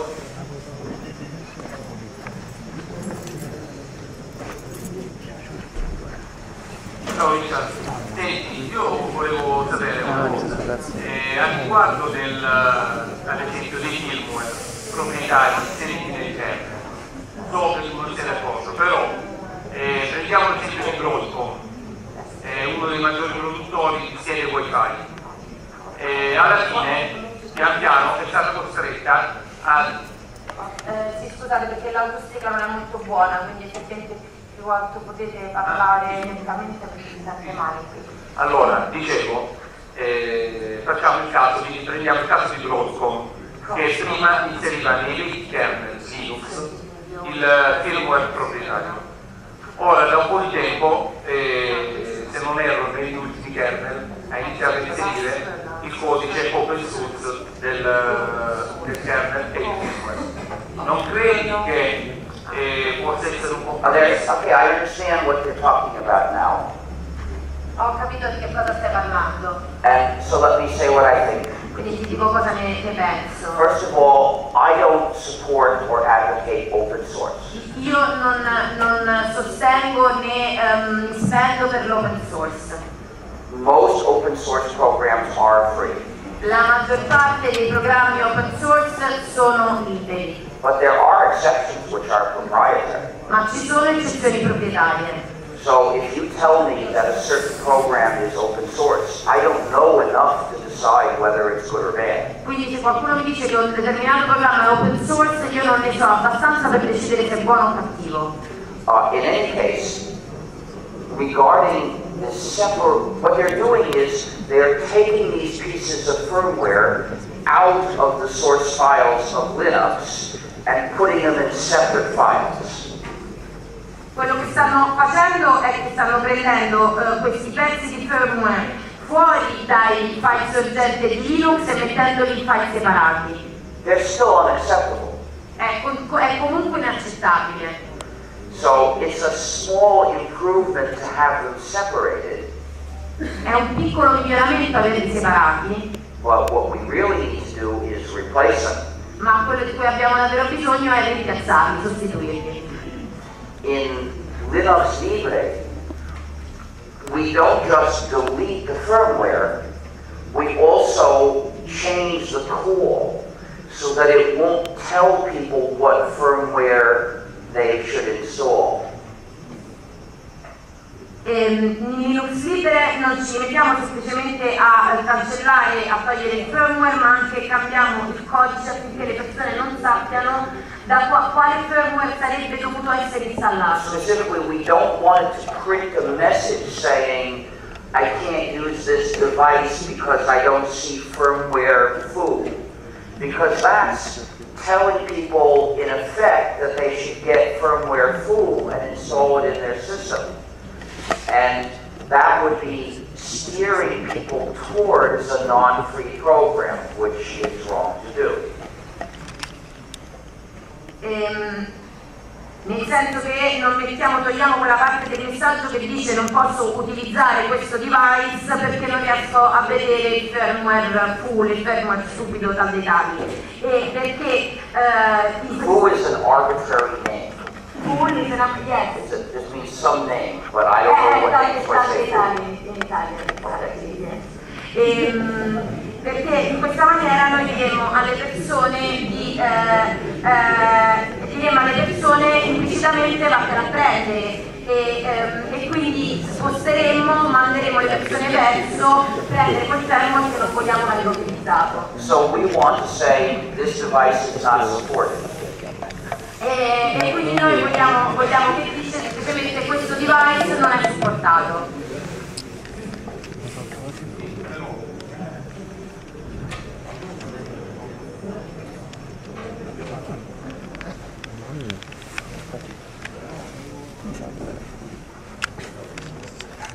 Allora, però io non volevo dire questa situazione viene cercata, volevo dire non è accettabile per un breve periodo magari sopportare che inseriscano anche firmware proprietario, però come il caso di Broadcom ci insegna, man mano che aumenta l'utenza, l'azienda alla fine si vede costretta a rilasciare tutto come software libero, cioè in modo che pian piano ampliando il suo bacino di utenza per far fronte alla concorrenza per qualsiasi ragione, alla fine inserisce tutto come software libero, lo rilascia tutto no?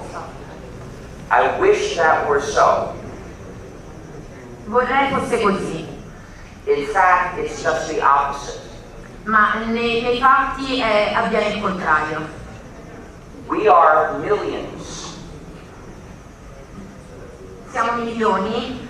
If we insisted on only free firmware, we would put a lot of pressure on Broadcom.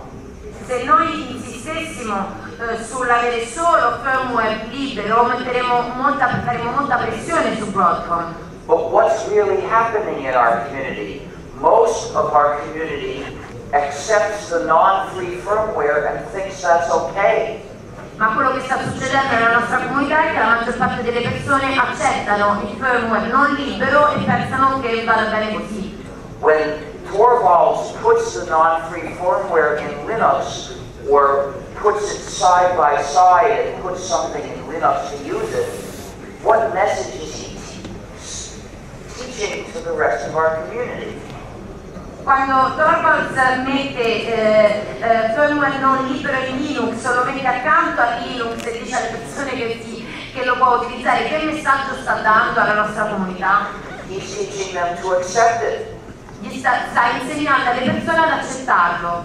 And he has been very effective in teaching our community to accept it. Ed è stato molto bravo, molto efficace nell'insegnare alle persone, alla nostra comunità di accettarlo. So the result is, we are millions, but only a few thousand of us are putting pressure on Broadcom.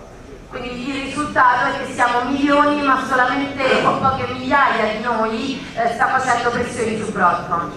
Why are the developers of Linux moving the firmware outside of the Linux source files? Our community has become so big, and yet just when these numbers would help us, it fails to be strong. E quindi è questo il mio grande motivo di disappunto. La nostra comunità è diventata così grande e proprio nel momento in cui i numeri ci potrebbero aiutare, la comunità non riesce a essere forte.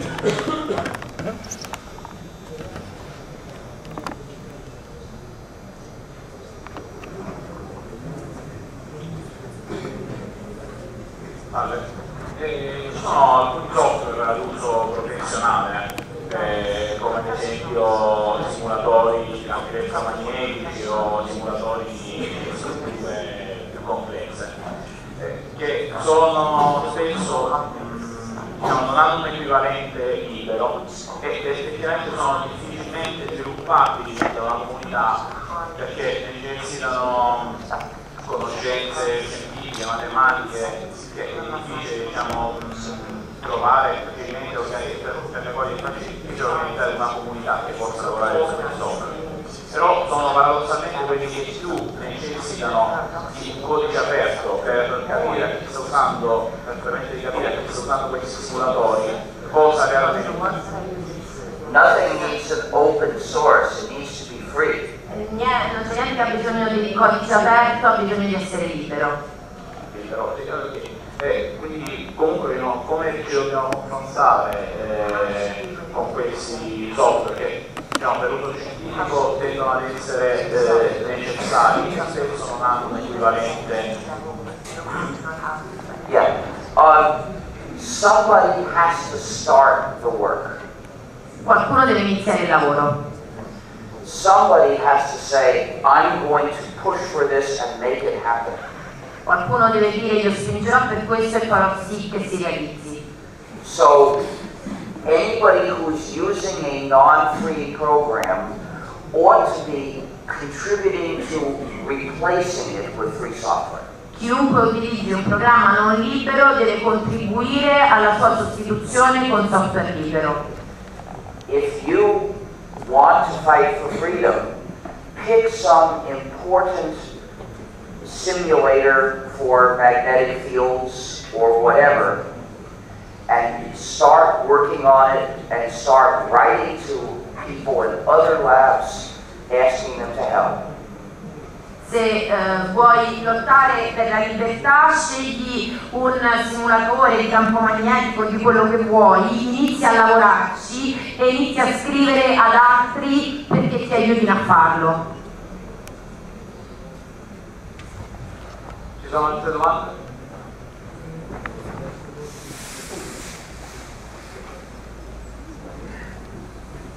I'm free to choice, but could you speak Italian, please? Yes. But I can speak, I can exercise here. It's for my students that I would ask this question in English. Well, I see some ambiguity, so I'll try to understand you, but so continue.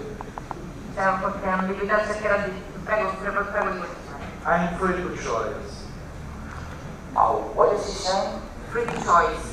Well, Choice. well, that's a very general statement. I don't know if I agree. Free software.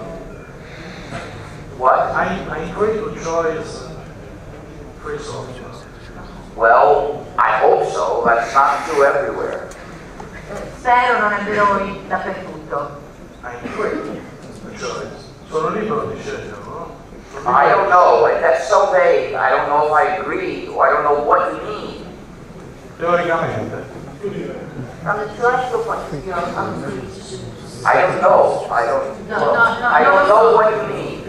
You're being so abstract. I don't know. Il mio lavoro, praticamente il mio contributo, da quello che ho capito prima, è quello di scegliere praticamente di usare il software libero per fare le cose di cui ho bisogno.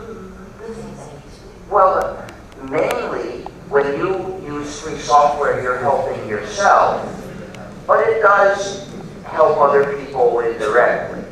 Principalmente quando usi software libero aiuti te stesso, ma indirettamente aiuti anche altri. Okay. First point.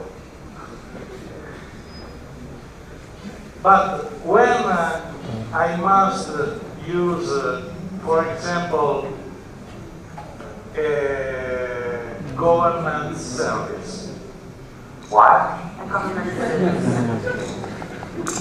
For some reasons. I can't choose. Why? Sometimes. Because I must use exactly a kind of program, I would refuse to run that program. I No one's going to also make me run refuse the to primary say, program. who can help me? I don't understand the facts of the problem. I can only guess. Non riesco a capire, torno un momento sulla domanda ultima, che cosa devo fare se devo ad esempio utilizzare un servizio governativo, non ho scelta. Risposta, io mi rifiuterei di far girare quel programma, chi mi potrebbe aiutare se non capisco la fattualità del problema, posso solo immaginarla. Who can help me in case? Oh, well, it depends. It depends on the details of the problem. Now, in general, people should organize to demand that the government change. It is wrong for governments to require people to use non-free software. Dipende dai dettagli del problema. In generale le persone si dovrebbero organizzare per chiedere che il governo cambi, perché è sbagliato che il governo richieda alle persone di utilizzare software non libero. Sometimes people can fix the problem for each other. Alle volte le persone si possono risolversi il problema a vicenda.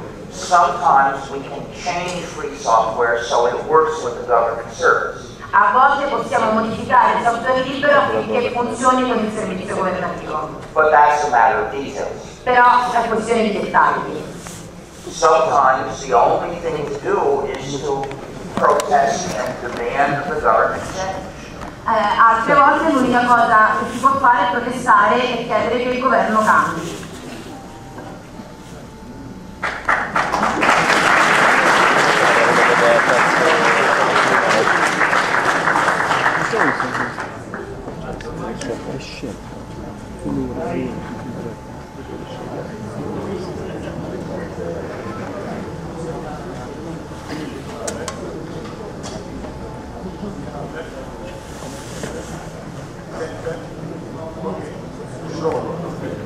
Allora, io vorrei innanzitutto ringraziare ancora una volta il Stallman per la venuta a Firenze, il gruppo di persone che 10 anni fa si riunì intorno al free software, si è riunito non soltanto da un punto di vista tecnico intorno al software, ma anche a quell'idea che dietro alla prima parola, freedom, libertà. la mia domanda in qualche modo è un po' più personale a Stallman. Io vorrei sapere quali siano state negli anni passati, nei decenni passati, le persone e anche le idee, insomma, no? che poi lui ha travasato in qualche modo nell'informazione. Quindi penso da un punto di vista letterario al movimento cyberpunk, per esempio, ma anche proprio nell'ambito della storia del pensiero umano, quali siano state le... Okay, let me answer. E poi anche la seconda parte anche questo. No, second part later. La seconda parte dopo. First of all, anyone growing up in the U.S. is taught about the idea of freedom. Prima cosa, chiunque cresca negli Stati Uniti e chiunque cresce negli Stati Uniti impara l'idea di libertà. The U.S. government is more the enemy of freedom than the supporter of freedom. Il governo statunitense è più nemico della libertà che non sostenitore, suo sostenitore. But the schools teach us about freedom. Ma le scuole ci insegnano la libertà.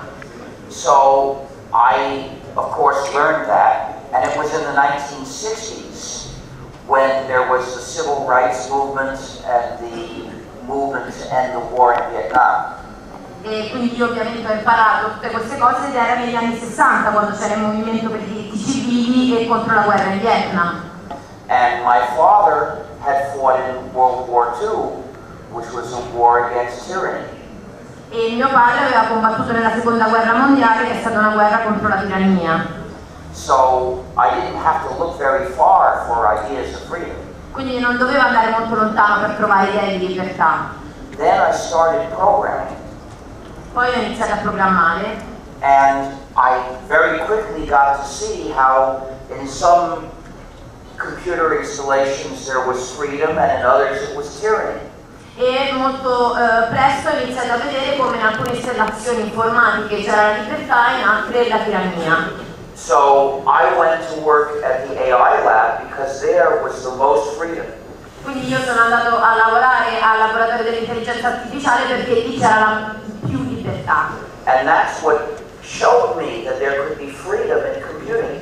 Ed è stato lì che ho visto questo che mi ha mostrato che poteva esserci la libertà nell'informatica. Because we had a free operating system. Perché avevamo un sistema operativo libero. It was the incompatible time sharing system. Era incompatible time sharing system. Era il sistema della condivisione del tempo incompatibile. And of course, which is a joke of the name also. Che ovviamente è un gioco di parole.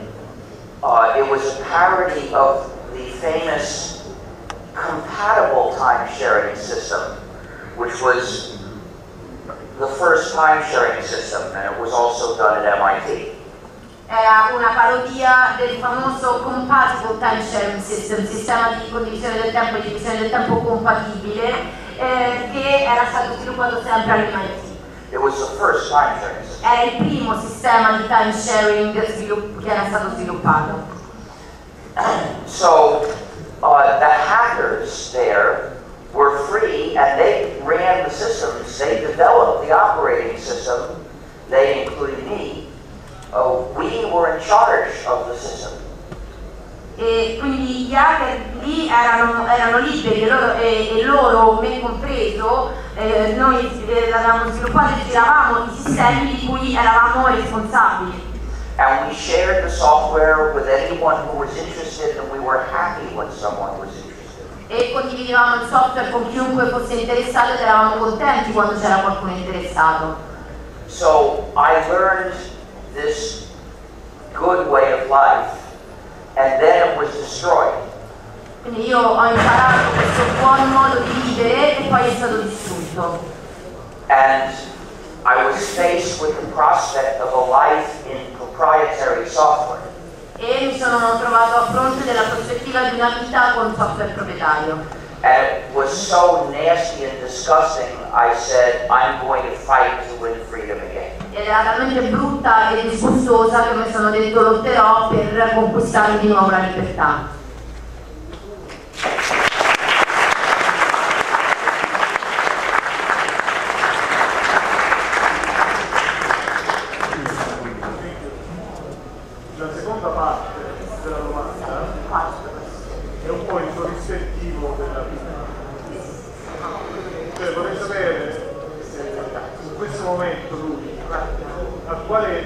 tipo di società, quale società guarda che in qualche modo possa rispecchiare quello che è il free software nell'ambito dell'information technology.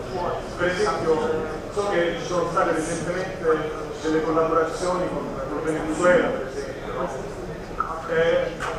La domanda è interessata perché qui in Italia abbiamo un'anomalia che si chiama Berlusconi e quindi magari vorremmo sapere se è possibile travasare questi software anche in ambiti non informatici, in che modo? Cosa guarda in questo senso?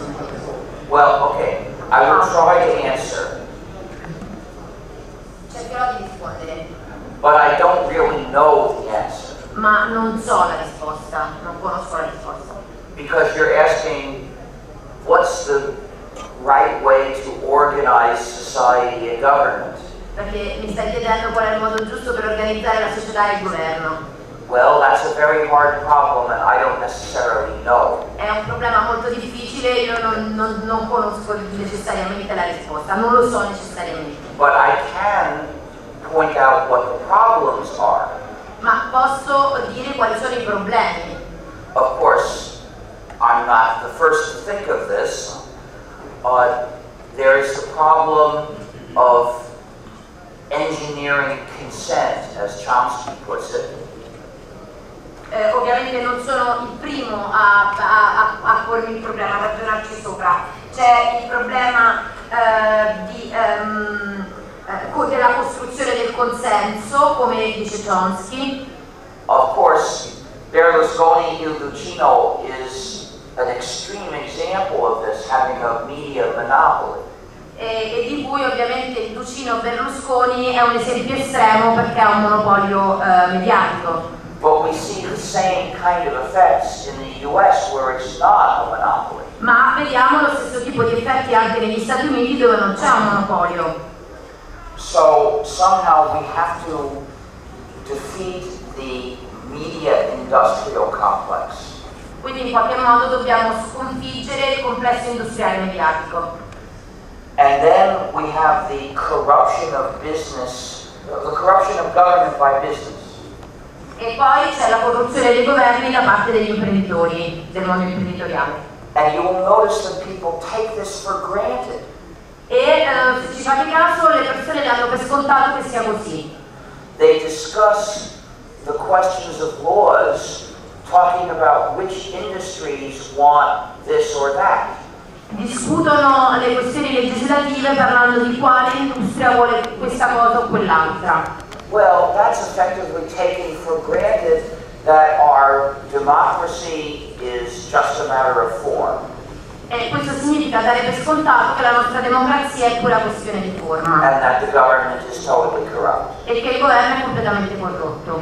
I don't believe that the governments of occupation of the empire of the megacorporations have any legitimacy at all.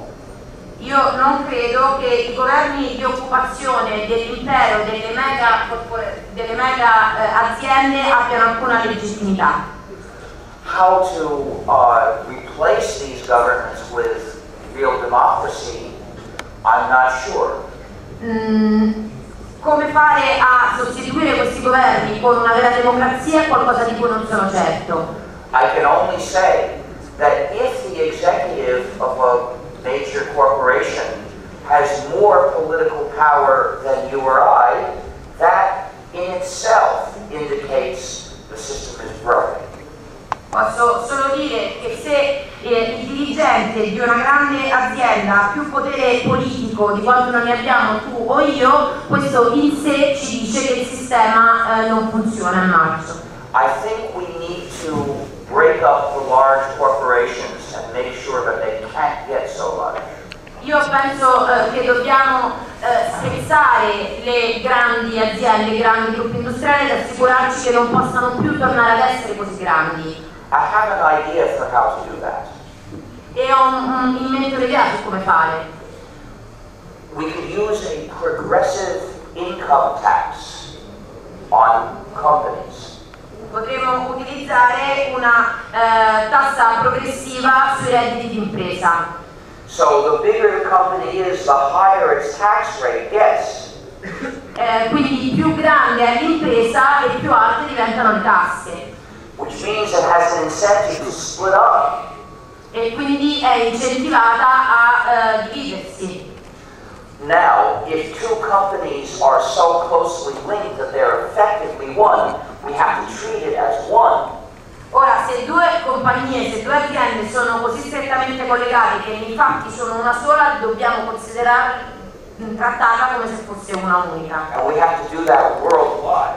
E lo dobbiamo fare a livello mondiale. So if a company in Italy is connected with a much bigger company in the US, its tax rate would be computed by the size of the company in the US, added to the smaller size of the Italian company. E quindi se una compagnia italiana è connessa con un'azienda statunitense, allora l'aliquota fiscale dovrebbe essere stabilita in base alle dimensioni della grande azienda statunitense più le più piccole dimensioni di quella italiana.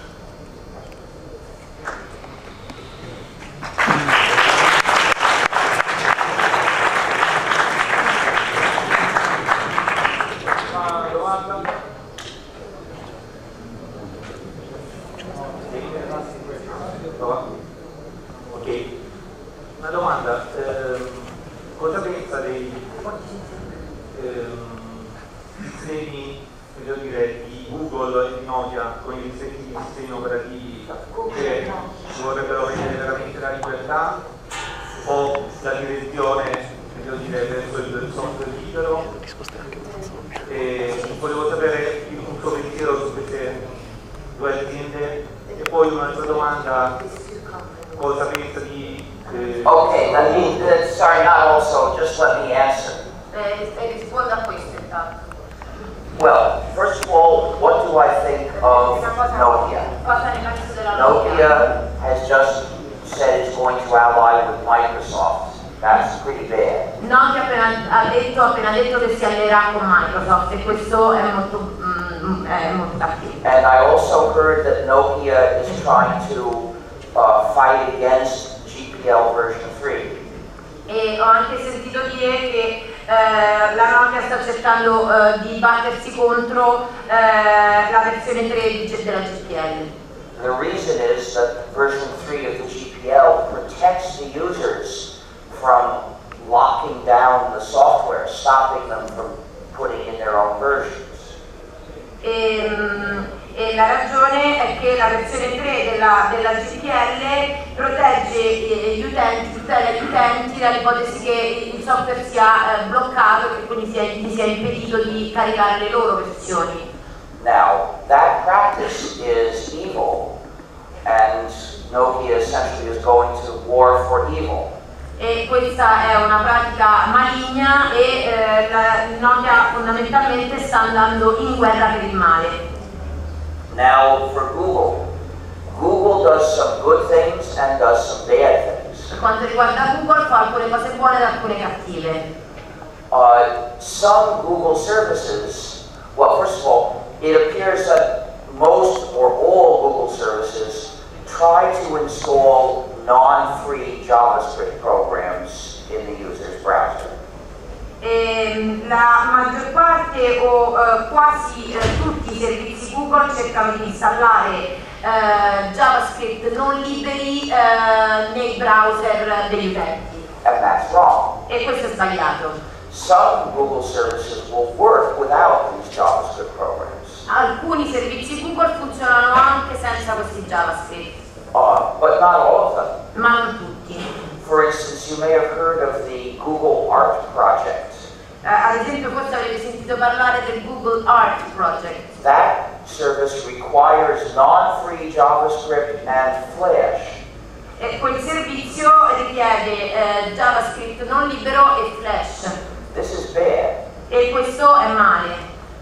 Google releases some free software. That's very important.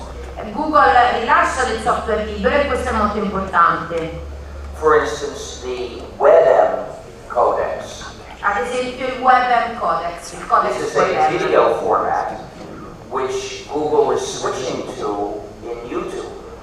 È un formato video a cui Google sta passando su YouTube. And Google bought the company that developed it and then released free software to use it. E Google ha acquisito l'azienda che l'aveva sviluppato e poi ha rilasciato software libero per utilizzarlo. Well, that's a special contribution. Questo è un contributo speciale. But Google also distributes non-free software. Ma Google distribuisce anche software non libero. So there's good and there's bad, and we have to keep the pressure on. Quindi ci sono cose buone e cose cattive, dobbiamo mantenere la pressione. La seconda parte della domanda, cosa ne pensa di Ubuntu e rispettiva azienda che sta dietro? Ubuntu is a GNU/Linux distribution which contains various non-free programs. It contains non-free firmware, it contains non-free drivers, and non-free applications. Ubuntu è una distribuzione GNU/Linux che contiene programmi non liberi, contiene firmware, driver e applicazioni non libere. So in this it's bad like most GNU/Linux distros. E da questo punto di vista è una cattiva distribuzione come la maggior parte delle distribuzioni GNU/Linux. And it teaches people not to think about freedom. E insegna alle persone di non pensare, di non preoccuparsi della libertà. Ubuntu is very popular, and as a result, it has a lot of influence teaching people not to think about freedom. Ubuntu è molto popolare e quindi come risultato ha una grandissima influenza nell'insegnare alle persone di non preoccuparsi della libertà. Abbiamo un'ultimissima domanda.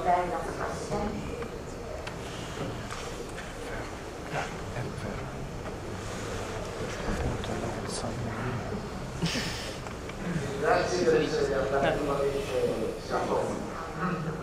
che volevo chiederle il movimento del software libero si presenta come un movimento che è una vera democrazia, ma io credo anche che la forza del movimento consista nell'interpretare l'essenza della scienza, perché la scienza e la tecnologia si sviluppano soltanto ed esclusivamente attraverso la libertà. La libertà è essenziale, la scienza è essenziale alla tecnologia, quindi la tua forza sei non soltanto rappresentante dei diritti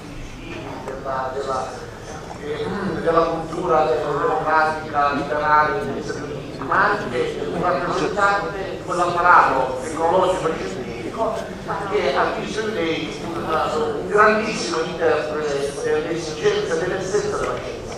Per questo lei il movimento, la tecnologia di cui lei rappresenta la forza del pensiero, vincerà anche il più forte di Microsoft e compagnia, perché lei rappresenta la forza della tecnologia, della scienza, contro un utilizzo privatistico da parte del sistema capitalistico che, volendo utilizzare per scopi ideologici particolari la tecnologia, alla fine dovrà rinunciare a se stesso se vorrà cacciare fuori e non ostacolare lo sviluppo della scienza.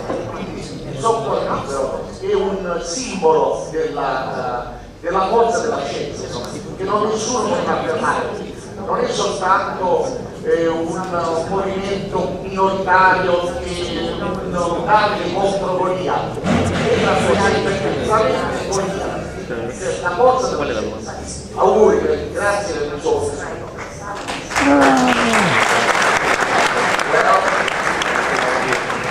I am not so confident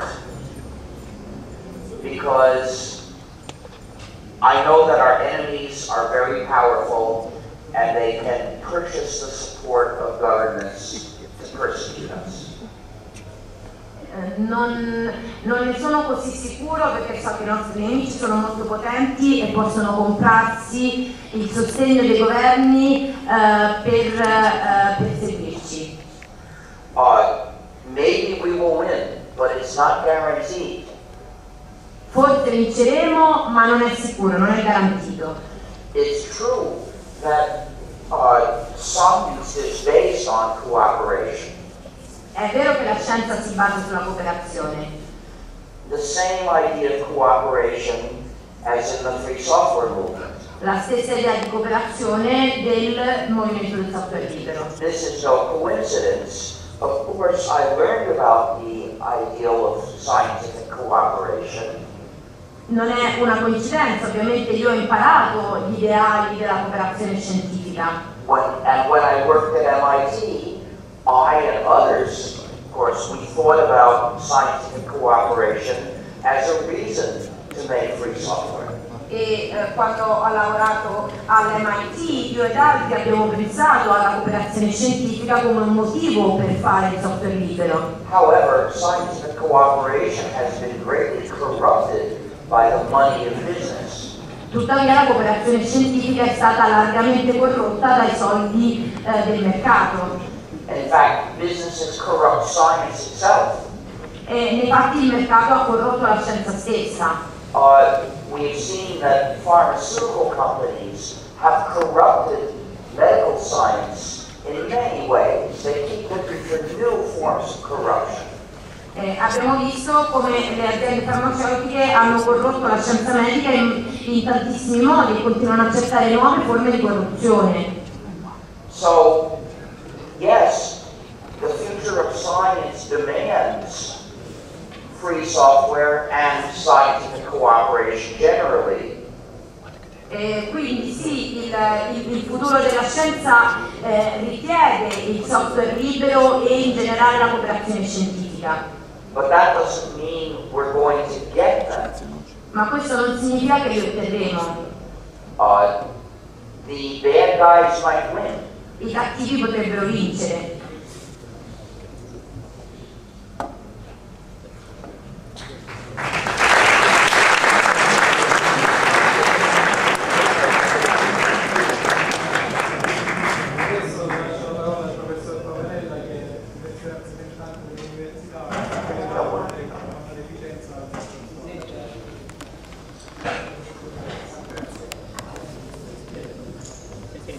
Allora, a nome del rettore dell'Università di Lecce sono lieto di dare al dottor Stallman questa medaglia dell'Università con il simbolo del nostro ateneo.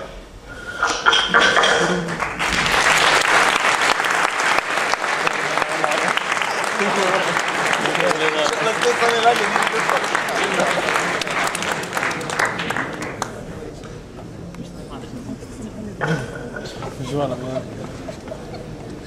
Quella serie?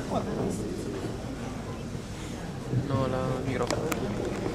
Ringrazio il dottor Stallman per essere venuto qui a Lecce e averci concesso il privilegio di uno speech qui nella nostra università, in particolare nella facoltà che la maggior parte di noi membri del Salento. Ringrazio tutti voi per aver partecipato a questo evento.